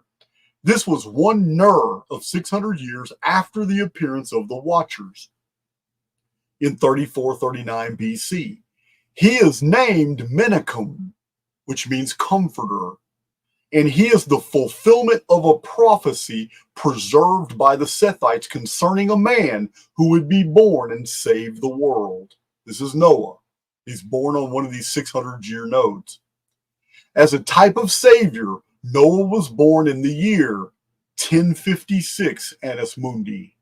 1056 years after man was banished from Eden in 3895 BC. The sum of 1056 is the geometrical value of the statement, the joy of thy salvation, in the Hebrew as found in Psalms 51:12. 51:12 being the apophthegm angle of the Great Pyramid. We'll get into some Great Pyramid stuff here in a minute. It's the angle of the Great Pyramid on all four sides. In Greek, 1056 is the value for the heavenly man, as found in 1 Corinthians 15:48. In a passage in Isaiah concerning the Great Pyramid, in Isaiah 19:19 through 20, the statement in Hebrew reads, "He shall send them a Savior, and a great one." It has the geometrical value of 1056. In the Lamech scroll of the Dead Sea Scrolls, the birth of Noah troubles Lamech, his father, who claims the child is not his. The baby looked different, but Lamech's wife swore she had not lain with one of the sons of God. Lamech's father, Methuselah, told him to accept the strange child as his own and called him Noah, destined to be the progenitor of a new human race. He looked totally different than the indigenous Sumerians. Totally different. They had black eyes, black straight hair, and they were of short stature, and they could not grow beards. Those are the Sumerians. Those are the pre-flood people. Noah was not like them at all. His eye color, skin color, and hair was very different. In the Genesis Apocryphon of the Dead Sea Scrolls, the birth of Noah causes a controversy over his actual identity. His own father believing that Noah was not his son, but that his wife had been visited by the Watchers. That Noah was born in 600th year since the appearance of the Watchers and born 600 years before the Great Flood shows he was the fulfillment of the NER concept of a great soul born every 600 years. There's the man there. Oh, by the way, Noah reversed from Hebrew to Akkadian is Anu, ancient Sumerian god of the sky. The Greeks called him Uranos.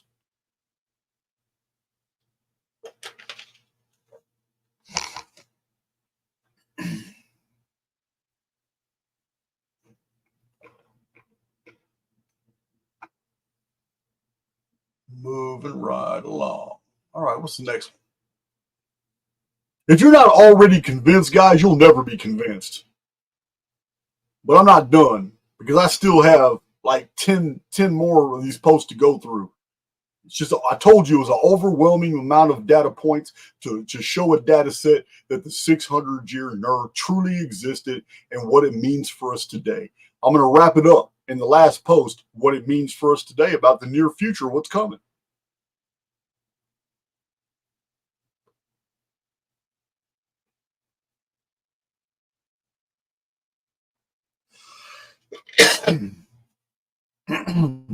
Hipparchus, recognized father of astronomy, held that the great year was integral to determining the ekpyrosis of the cosmos, or end of the world by fire, conflagration.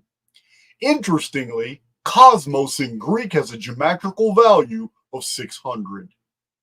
Proclus was a student of Plato, who determined that the length of the great year was to be found by a conjunction of planets. This is what Cassini said every 216,000 days. In Timaeus, Plato inferred that the history repeated itself when the heavenly bodies regained their original positions. This is called the Great Year.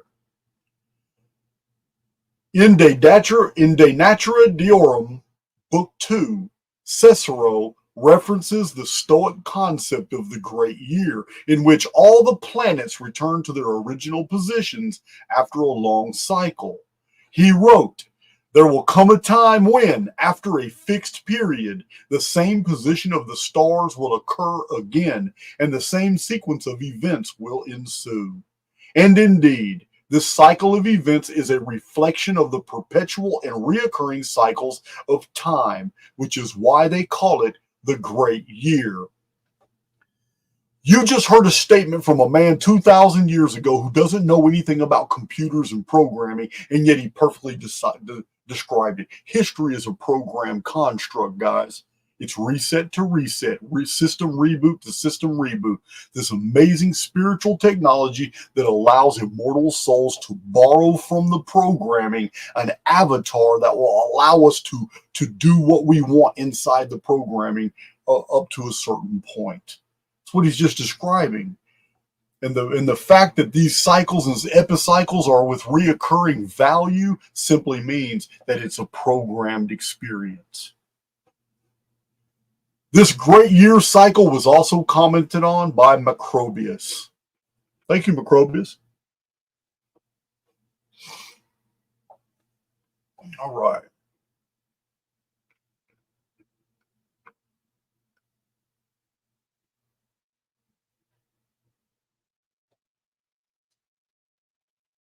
And the next one.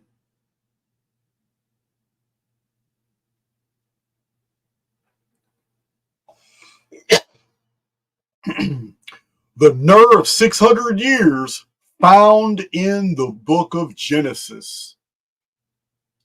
In the 600th year of Noah's life, in the second month, on the 17th day of the month, on that very day, all the fountains of the great deep were broken up, and the windows of heaven were opened. Wow. That's crazy. The Genesis actually mentions the 600-year period. Noah was born on a 600-year period, and the great flood happened on a 600-year period. And because the ancient world,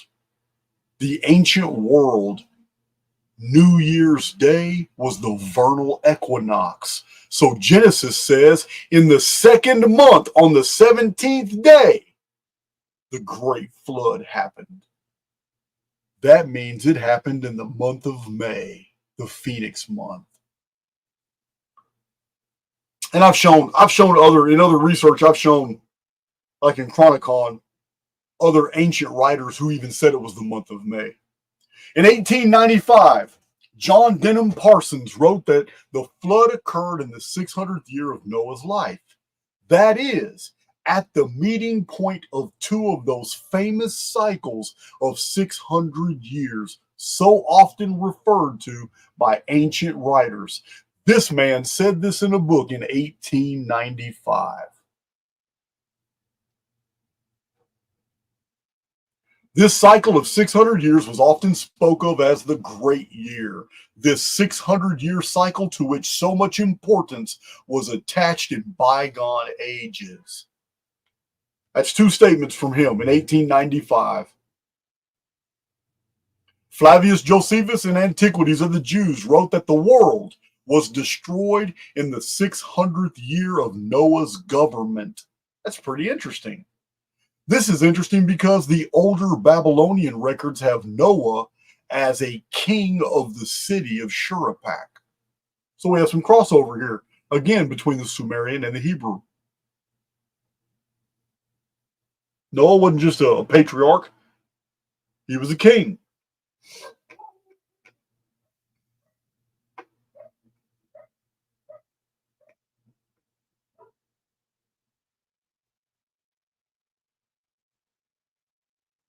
Oh, here's one.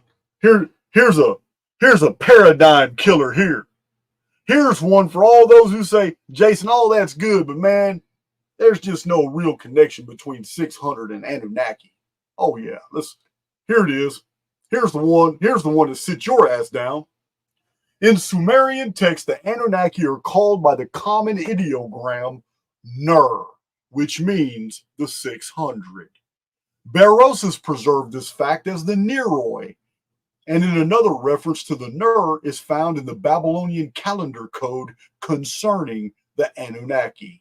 Here's what this cuneiform text says. The gods of heaven, the gods of earth, the great gods, 50 are they. The gods of fate, 7 are they.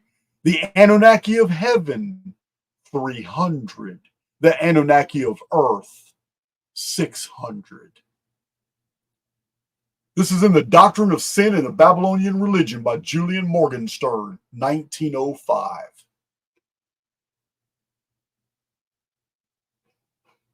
Sorry to hurt your feeling, hater. Sorry to hurt your feelings, but there it is.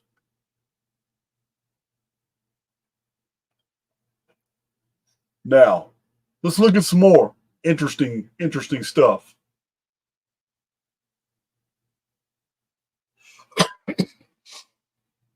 The NER is a mysterious unit of measurement, like the SHAR, which means a full circle. The NER is a mysterious unit of measurement, but all of this information lends credit to the supposition that it was long ago quite popular. Another title for the Sumerian goddess preserves this memory, being Neruda, the goddess linked with the 7 Anunnaki in several texts. Her name is Neruda. The Uda is just a suffix, and it's apparent in many Sumerian titles, such as in the Sumerian name for Nimrod or Marduk, which is Amar Uda Ak, who happened to have ruled over the Anunnaki after the flood, or so he claimed.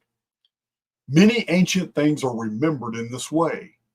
The Greeks recall a survivor of the flood named Deucalion, who was also called by the title Nereus. Nereus was the old man of the sea, an obscure deity associated to Noah, whom Hesiod wrote was a trusty god and gentle, something the sea is not, who thinks just and kindly thoughts and never lies. Nereus had 50 daughters after the flood that were the cause of much strife. These are the Nereids, also from Ner. Nereus is simply the Anunnaki NER 600 personified. He is represented as fish-tailed, like Oannes, Enki, because he was a civilization savior from the sea after the flood. Ner in Sumerian has a non-numeric meaning as Lord of the Deep Waters. What was Enki? Lord of the Deep, the Apsu. It's all here, guys. It's all here. We have not been properly educated on our histories.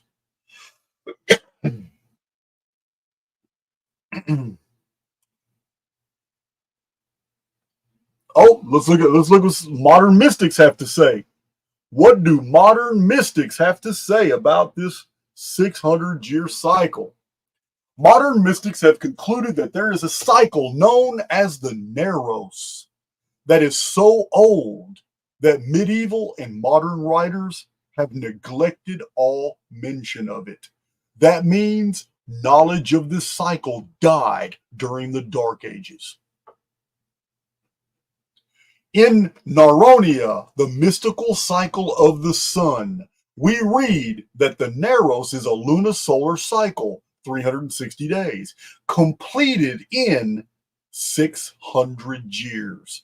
That happens to mysteriously coincide with some remarkable revolution in the mental and theological affairs of humanity. Thank you, mystics. Madame Helena Blavatsky and Isis Unveiled wrote that the Neros cycle concerned the mysteries of the creation.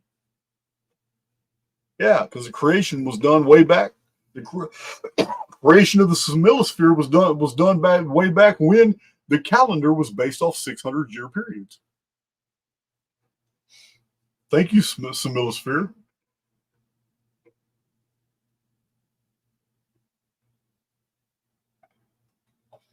Man, it's so much information.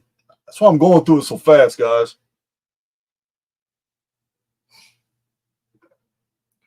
An ancient Zoroastrian belief held that the original creation was a time period lasting 3,000 years.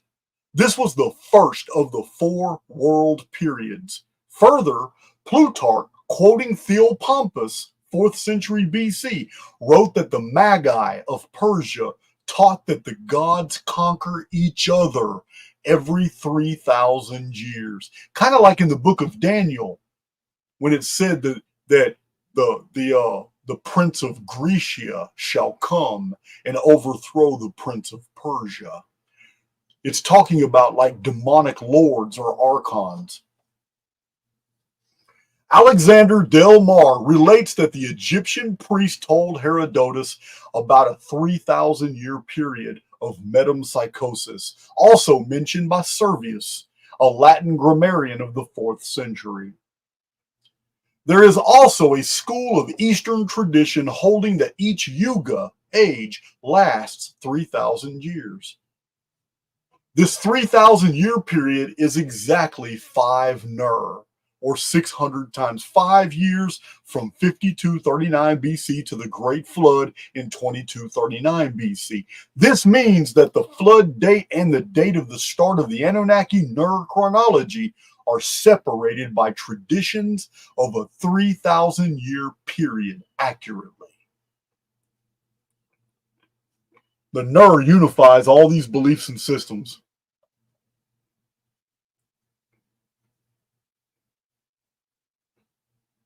Oh, Robert Temple found something. What'd you find, Robert Temple? I think you found... Oh, you found a book that I don't have access to. I don't have. But I've got an Anacalypsis. Robert Temple discovered that the later Babylonians preserved a tradition of the 600-year period, calling it the Neros, a fact that he obtained from an extremely obscure old book from early in the 19th century titled The Celtic Druids, 1827, by Godfrey Higgins, the same guy that wrote these 2 big books. This book, The Celtic Druids, was written before he published these in 1832. They're like a 5-year difference. His book, The Celtic Druids, is about Stonehenge and other British stone circles. The Neros is the same as the Sumerian NER. Eusebius, church father 17 centuries ago, quoting Alexander Polyhistor on Berosus writings, wrote that an old calendar system involved 600-year periods called NERs. Can't make this shit up. They should be teaching this in universities. Calendrics should be taught in universities. There's no reason for it not to be. If you're gonna teach these cooking deals in universities and weird ass sociology shit, they should be doing calendrics too. I wouldn't mind doing a professorship for a while.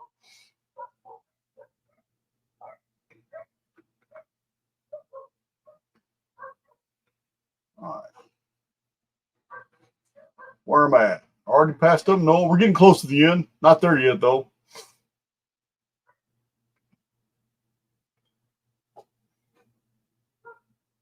I am getting close to it.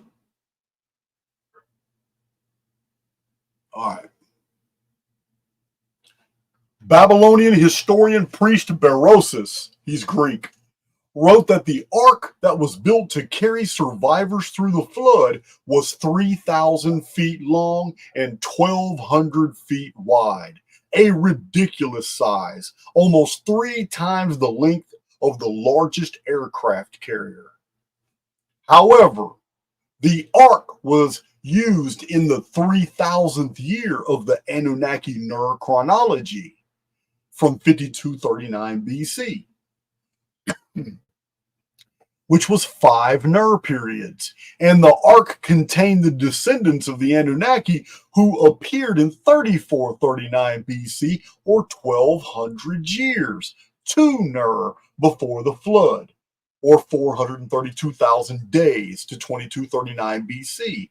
Therefore, the 3,000 foot length of the ark And the 1,200-foot width of the ark is actually a Babylonian calendrical code for the existence and passage of the ark through the flood in both the 3,000th year of one timeline, the longer timeline, vertical, and then the horizontal timeline of 1,200 years. It's a calendar code, is all it is.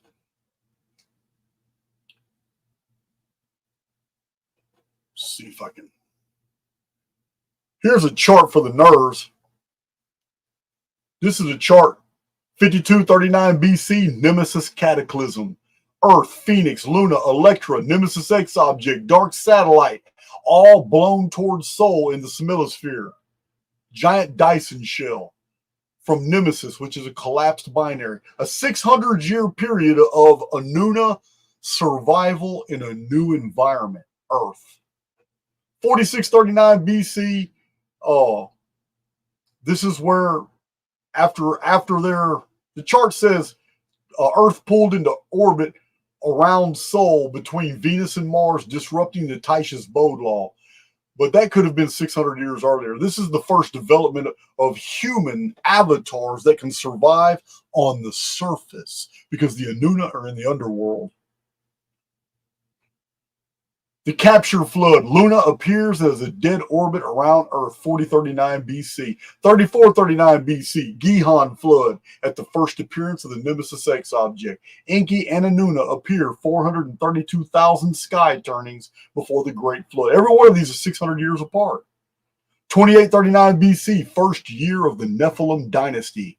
Noah is born. His birth signaling appearance of a new race. Heroes, huge people, scions of the Anuna and daughters of men, 600 years before the Great Flood. Phoenix causes the collapse of the vapor canopy. Remember, this is all simulated. None of these events really happen. They're a part of the background programming to our existence.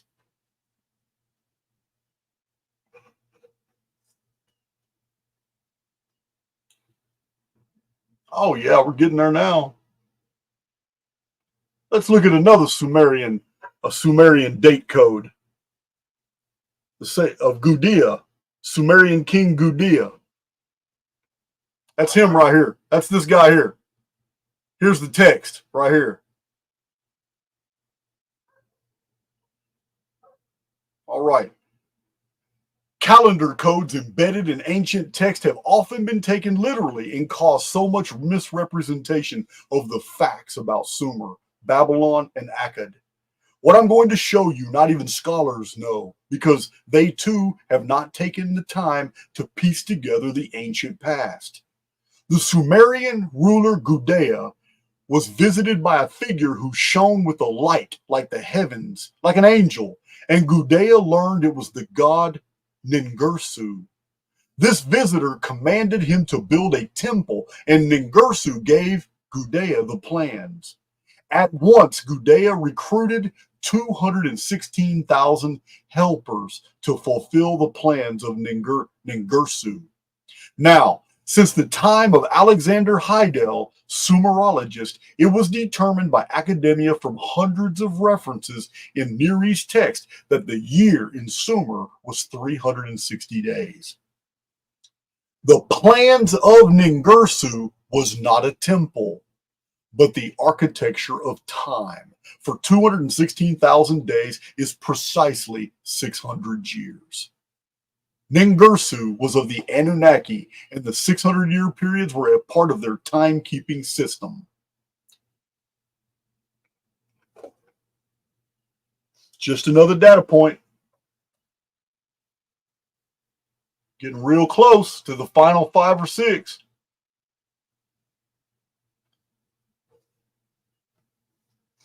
All right.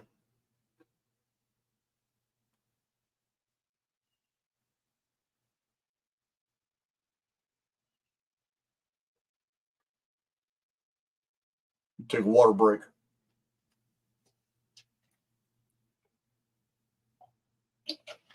The Matsya Purana account holds that the deluge occurs at the end of an age, a yuga. This Aryan version is different from the Chaldean account that tells that the world was destroyed due to mankind's sin. The Chinese, another ancient culture of the East, believe that the Great Flood actually marked and caused a major division in time itself. We find in the calendrics that the Great Flood in 2239 BC was the year 3000 Anunnaki reckoning, the end of the fifth NER period of 600 years, 2400 years from the introduction of a new human race, 1800 years since the capture flood and the appearance of the moon and the Igigi, 1200 years, 432,000 days from the appearance of Enki and his Anuna in the year of the Gihon flood, 3439 BC, and the 600th year from the birth of Noah and the first year of the Nephilim oppression in 2839 BC. The deluge of 2239 BC ended the great year system of NERs, and the 600-year Anunnaki epoch was no more, changing to the Phoenix cycle of 552 years, which then began its own four-sun age system through the Old and Middle Bronze Ages. I will dignify you with a chart. You see the 600 year NERs at the bottom left. That's 3,000 years from the beginning of the Anunnaki chronology in 5239 BC, all the way to the Great Flood, the 3,000th year, which was the 1656 year of the pre-flood world of Genesis. Here it is. The full cycle from the beginning of the NER system until the return of the chief cornerstone in 2106 AD is exactly 7,344 years. This is 2448 times 3, an interesting number because the year 2448 Anno Mundi is the year 1447 BC, known as the Exodus of the 10 tribes of Israel. It was a reset of Egypt. And those who benefited from the reset escaped, and they founded Phoenicia, Syria, Aram, and Greece, and Ionia when they left. This is why Paul wrote to the lost sheep of the house of Israel, and all his letters are to Greek cities. And the 7 churches mentioned in the book of Revelations are all Greek cities.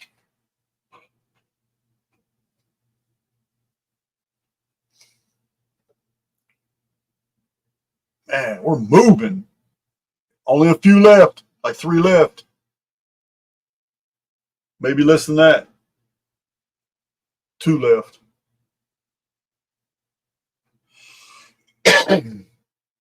Okay, as shown in numerous data sets, the Anunnaki chronology began 5239 BC and ends 2106 AD, Anno Domini, or 7,344 years. This same 7,344 years, or 2448 times 3, is found in the sloping distant measurement of the Great Pyramid from beginning foundation to end chief cornerstone. Well, let's look at that. Let's look at that, because here it is right here. If I can find it. Let's look at that. It's not popping up because I blew my screen up. Let me see. Yeah. Not popping up. Come on now. I may have to exit Twitter and come back in. I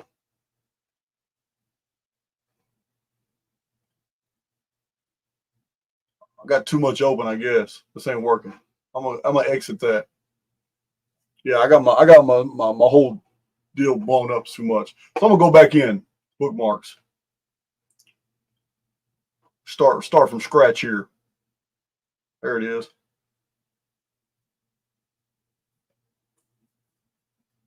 I'm screen sharing. I don't know why it's not popping up. No good. What's wrong with you, man? Guess it doesn't want to open and show. I guess it can't show an image popping up while I'm live streaming. There must be something wrong with that. So let's not worry about it, and let's just go get it. Charts. That's what we'll do. Let me go in these charts and find it for you real quick. I have a file on my desktop of every chart. And I'm pretty good at finding them pretty fast. Like I just did this one. All right. Found it.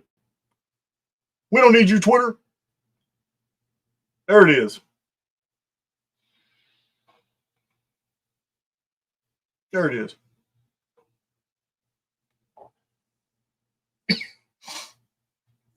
(7,344 years of the pyramid is reflected in the apothem of the Great Pyramid. The exterior sloping distance of the Great Pyramid is 7,344 pyramid inches. It's amazing. You'll have to go, for you critics out there, you'll have to go get overwhelmed in other data sets about the pyramid and its date markers. I just wanted to show you this real quick. Let me get out of there. Get out of there. Get back in here. All right.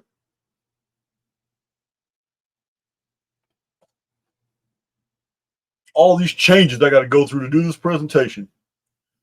But Twitter bookmarks is really a real good way to preserve. I keep files also. I mean, I download everything I put on Twitter. Let's see.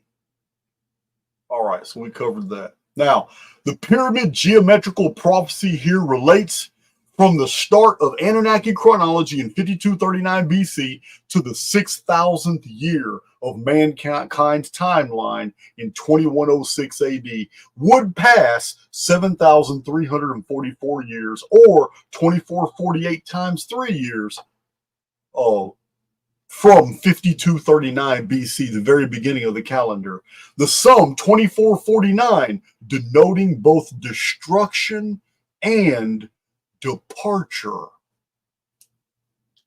This synthesis is also a reference to the return of the NER system, for 2106 Anno Domini is exactly 10 NER, 600 times 10, or 6,000 Anno Mundi, since the 3895 BC Genesis Adam and Eve reset of Phoenix that was year one of the pre-flood world. You understand what I'm saying here? The NER system collapsed with the Great Flood. However, the Great Flood was the 1656th year of the pre-flood world. 2106 AD is the year 6000 since the Adam and Eve reset that started 3895 BC. Therefore, 2106 Anno Domini, as the 6,000th year, automatically fulfills 10 NERs, 600 times 10. 10 is the number of the tetractys. 10 is the number of the pyramid. I've showed you the tetractys. Anybody who Googles the tetractys, you're going to see a pyramid. So we have here that the NER calendar beginning and ending the calendar story of the Anunna. The NER begins and ends this amazing series of events, of calendars. Oh, I got one. It worked. Look, Dad, it worked. All right. Yeah, you can see right here. Here it is right here. You see it right here. 2106 is the year 6000. That's 10 NER of 600-year periods back to Adam and Eve reset, 3895 BC. I didn't date any of these events. That's dated by the Phoenix phenomenon. Yeah, in 2239 BC, dating of the flood automatically makes 3895 BC year one. Why? Because Genesis says the pre-flood world was 1,656 years. You can't make that up. We know by many, many different chronologists in the last 200 years that Abraham was born in 1947 BC. We know that. But Josephus said that the Great Flood happened 292 years before the birth of Abraham. Add that up. 1947 plus 292 is 2239 BC. By many different species of analysis, we get the same dates over and over. Like I said, chronology should be collegiate.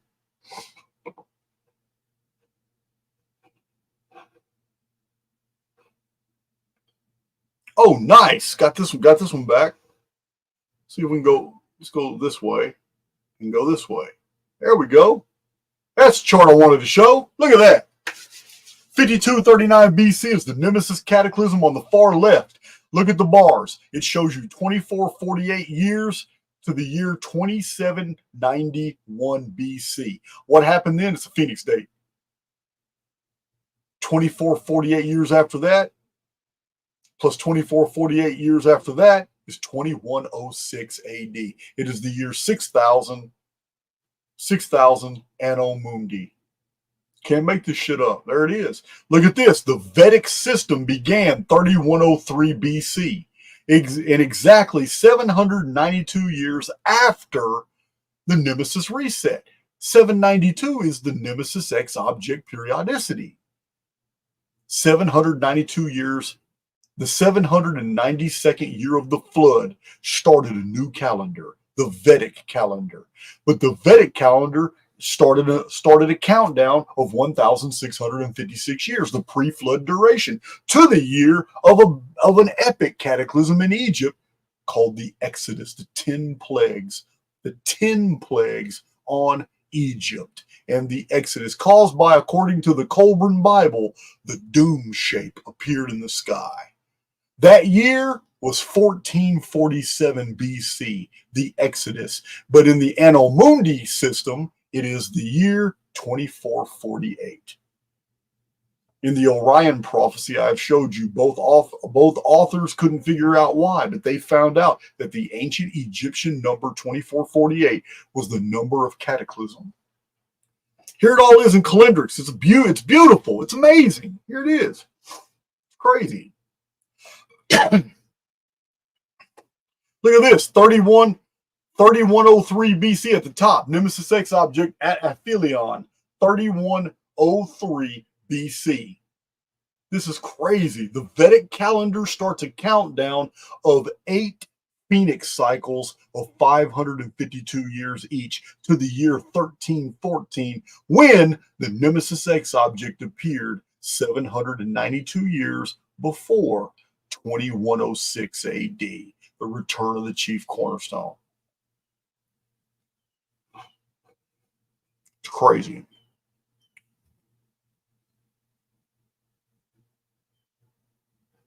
Let's see that real quick. That could be 2046. I don't even know where my phone is. Can't even keep up that damn thing. Damn, I did lose it. 2046 years. The Nemesis X object has 732 years where it's invisible. Aphelion. Then for 60 years, the ancient Chinese and Sumerian and Vedic number, for 60 years, it's visible in the sky. But its total periodicity is 792 years. So yeah, this is amazing. This is just an awesome chart to check out. All right, where am I going now? What am I doing? I didn't mean to do that. I still got one more post. Let me check my chat. I got one more post, I think, maybe two. I'm pretty sure it's just one.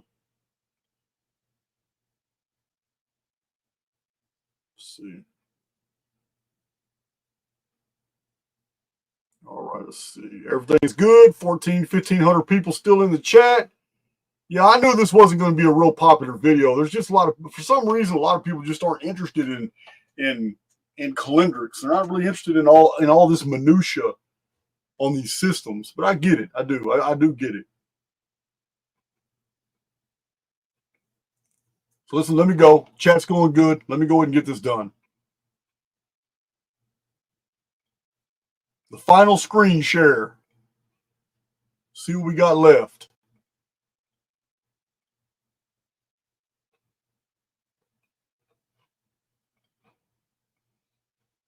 I have to go back in. All right.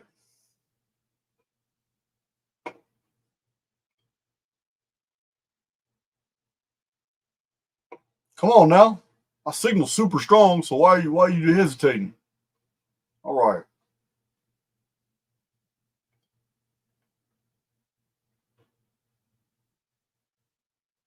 Oh, I still got 1, 2.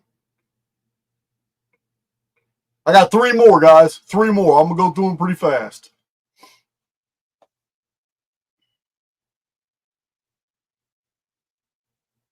All right.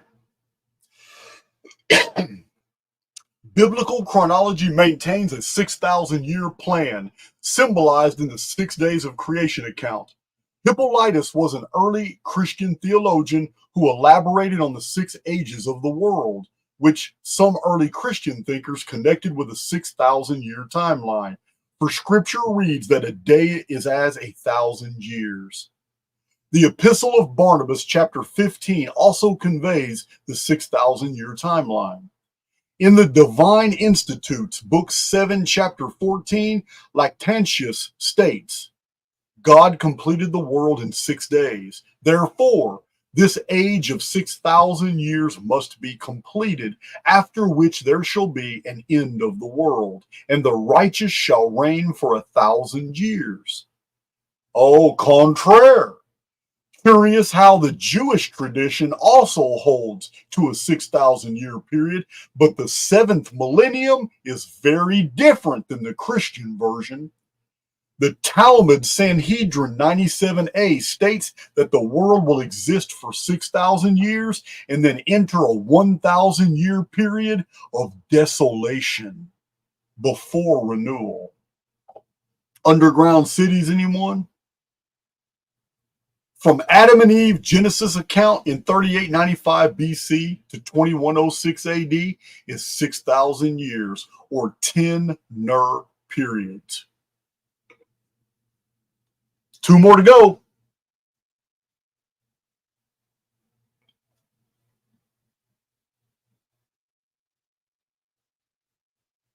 Oh, you're going to find some stuff out about the Talmud now.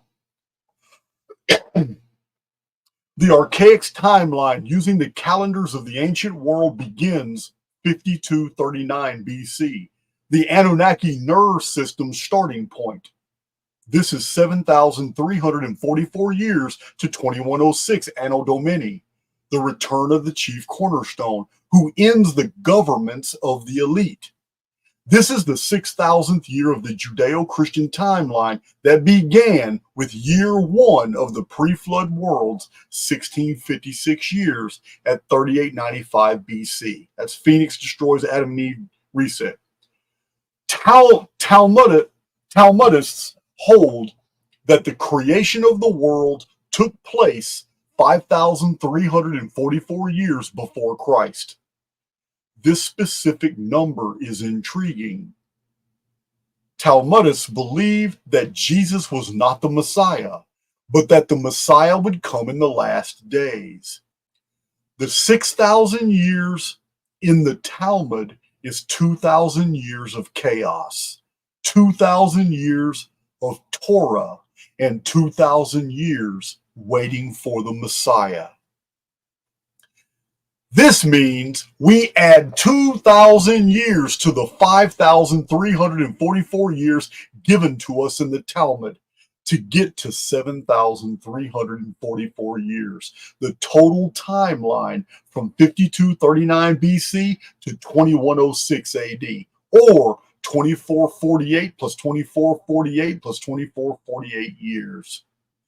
And further leading me to the conclusion that our construct is an overlay of holographic calendrical coding. 5,344 years is exactly 1656 short of 7,000 years. 1656 being the entire duration of the pre-flood world from 3895 BC to 2239 BC flood of Noah. You can't make this up. They knew about the 7,344 years. They've been knowing about it. Tell you guys, they put the truth in the Talmud when it comes to calendrics, but they lied to you in public in stuff they give to the goyim. Yeah, just like the Jewish calendar. I have a video. I don't see anybody anywhere in the near future overturning that data set. But I have a data set that absolutely shows on my YouTube channel that the Jewish calendar is a fiction. It was just recently created. There was no knowledge of a Jewish calendar at all throughout the history of the world. Hell yeah. And if you listen to the intro, you can hear a young Justin Bieber amazed. Man, I can't believe Jason showed that the Jewish calendar was a lie. I mean, how are we going to know what year it is? Oh, man. We're at the last one. We have arrived to the last one. So the summation of this data set with a chart that sums it all up.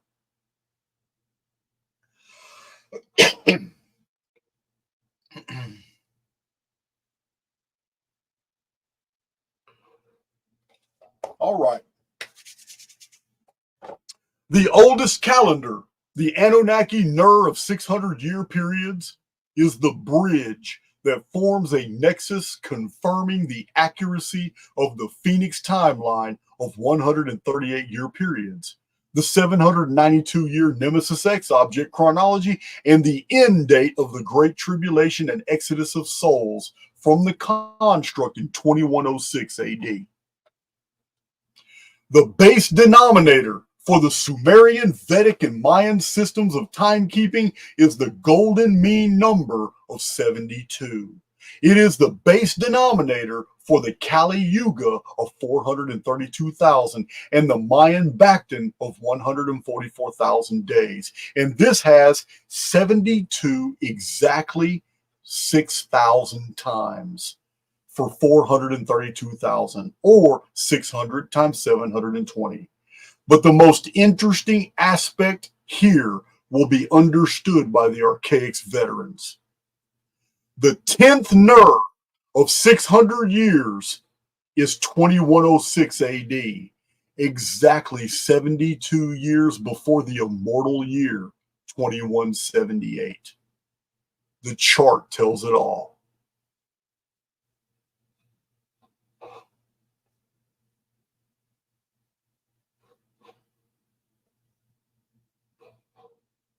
There's the chart.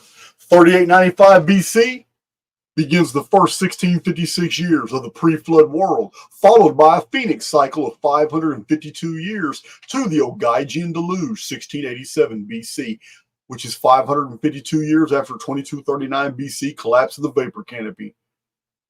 The Ogaigian deluge, 1687 BC, begins a 1656-year period to 31 BC, the absolute total ruin and destruction of the Olmec civilization, the pre-Maya, and the American cultures.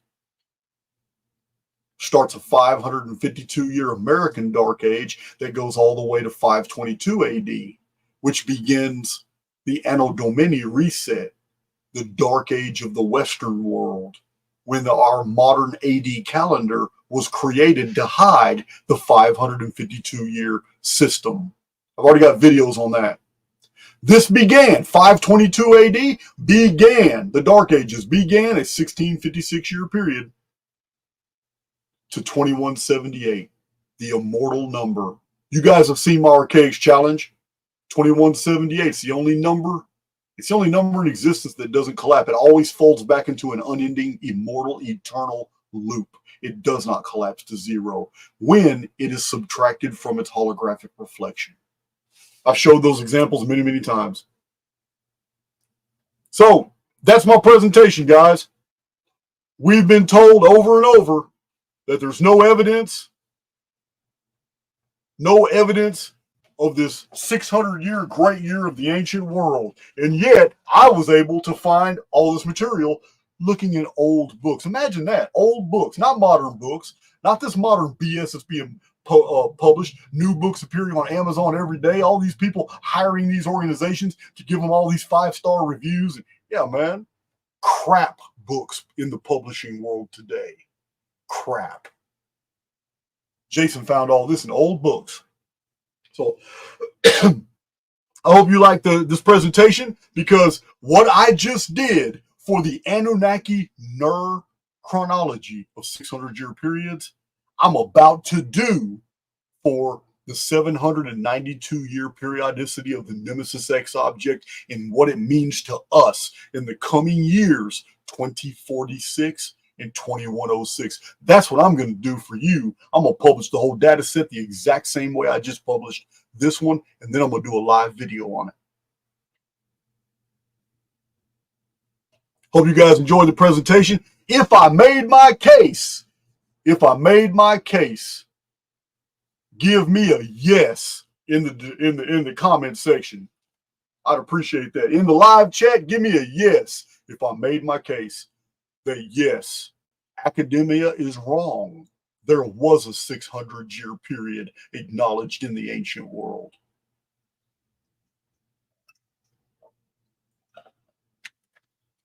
Man.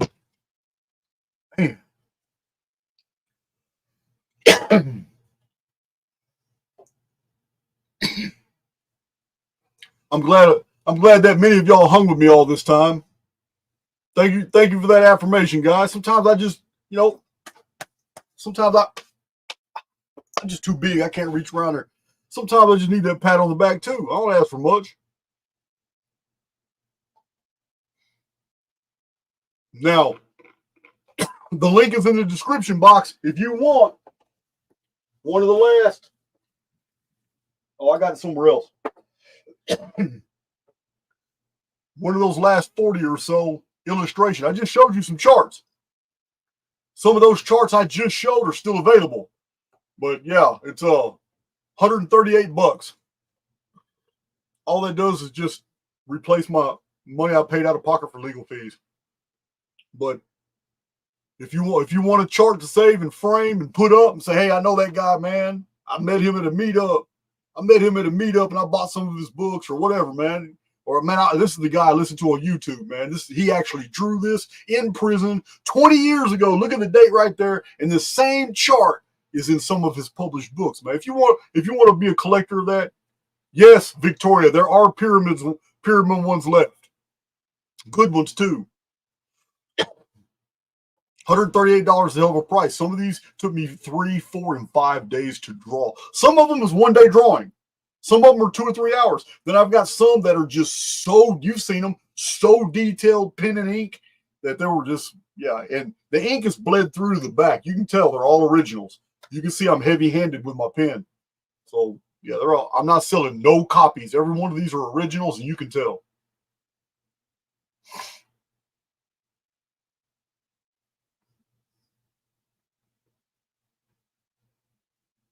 Thank you, Fearless Vic.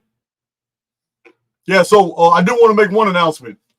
Real soon, because it's local, there's only 2 more things I'm doing before the end of the year.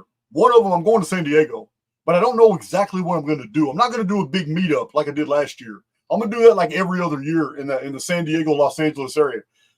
But I am going to San Diego. I just don't know what the details are. But I will tell you this. We had a very successful Virginia Beach venue. I want to do the same thing in the Houston area. Those who attended Virginia Beach know what I'm talking about. It's the reason why we didn't record it. I want to do the same thing in my own backyard. I'm probably going to set up something tonight or tomorrow for ticket sales. But the Houston room is huge. It's the same room we always go to. It's huge. It's got a lot of amenities, and it's surrounded by restaurants and coffee shops. So we're going to be, sometime in the next couple of days, we're going to set up the ticket sales for a Houston meetup, and it's going to be soon. I'm talking about within, 30, I'm probably about 45 days, something like that. But that's what we want to do. And I'm shooting for mid-November, something like that. But I want to do that before December comes around, like mid to late November is what I want to do. So I want to give people time to prepare and all that, because Houston's like in the middle of the United States. I didn't realize so many people were willing to fly that distance. You're not going to believe the distances people flew to come to Virginia Beach. I was shocked when people were introducing themselves. I was really thinking most of it's going to be locals. There's going to be just a couple people here. But man, Canada represented with a lot of people. And then Norway, France. I'm sorry, I apologize. I keep wanting to say Serbia, but not Hungary. Hungary was there. Men, I'm sorry, men. Yeah, Hungary was there. Central America was representing. I can't remember. And a lot of other states. A lot of people flew in from other states. But we were expecting a few people from South Carolina. Their airport got shut down by the storm. And then roads got washed out. They weren't able to leave. So they didn't make it. So anyway, that's all I want to say is if you're interested in the $138 illustration, I'm just telling you now, you could buy it as an investment, because if you think Archaix is going to just disappear, you're wrong. And the more popular I get, the more the Archaix family grows. Those 101 illustrations that I know a bunch of you are going to frame are going to be worth something. Yeah, I'm charging $138, but once they're all gone, I already know there's going to be some people trying to collect them, and they're going to be offering you a lot of money just to get them. This is how it goes, guys. So there's only 101 actual hand-drawn illustrations that have appeared in my published books and on my YouTube channel. And the $138 value I put on them is nothing compared to the value others are going to put on them when they start trying to collect them. So there it is.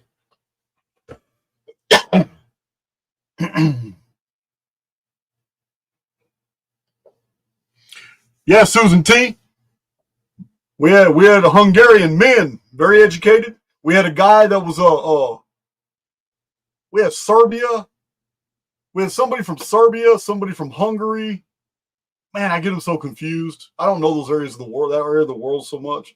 But we had two guys, one from Serbia, one from Hungary. And others that I just can't remember. I'm just bad like that. I remember faces really good and a lot of names, but not where you're from. All right, Victoria, I can do that. Most certainly do that.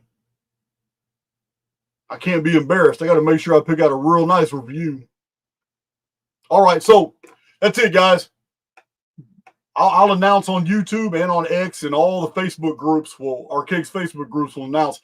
Well, I want to turn the Houston event into something special because I don't have to prepare for a lot. It's right down the road. I can literally have everything ready, giant speaker systems, a huge projector, so I can do stuff because it's right here and we don't have to fly this stuff everywhere. It's good. All right, guys, I'm done. I've rambled enough. I'm going to hit this. Thank you for telling me I made my case. We're going to see if I can do that with the Nemesis X object next. All right. See, present, go to the video file. See what we got in here. Let me find something. How about something a little, let's close this out with something a little silly. How's that?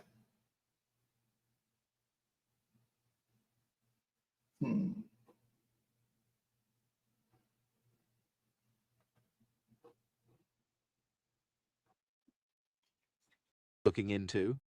I'm most impressed that Jason is not going to tell you something. He's going to show you. Archaix shows us if you record enough facts, the answers just stare you in the face. A man who knows the facts is unafraid to joust with contrary opinions. That's Jason. I can't have that dude on my show. You know how many guys I've had on here who are running from that dude? Be a mess. Jason says being wrong gets us closer to being right. You got to break free or die trying, guys. Archaix showed me how to see if there was a tater in them onions. Listen, Archaix isn't one guy against the Matrix that's dumb. No, it's a family of souls waking up. If I've learned anything since finding Archaix, if something is true somewhere, it's probably true everywhere. Jason said if it's true, we can see it from multiple different vantage points. So I broke pattern and went up there and slapped that guy. Total pattern break. If you get stumped, you got to break pattern. Jason says you don't need to know how to read, you need to know how to think. I think that's where I went wrong. Jason figured it out. People are smart and they can decide for themselves if something is true or not. No, I don't have anything to hide. I just don't want Jason anywhere near my accounting files. There's a bunch of us who don't listen to Archaix. We signed a different deal. I think it's AIX or something.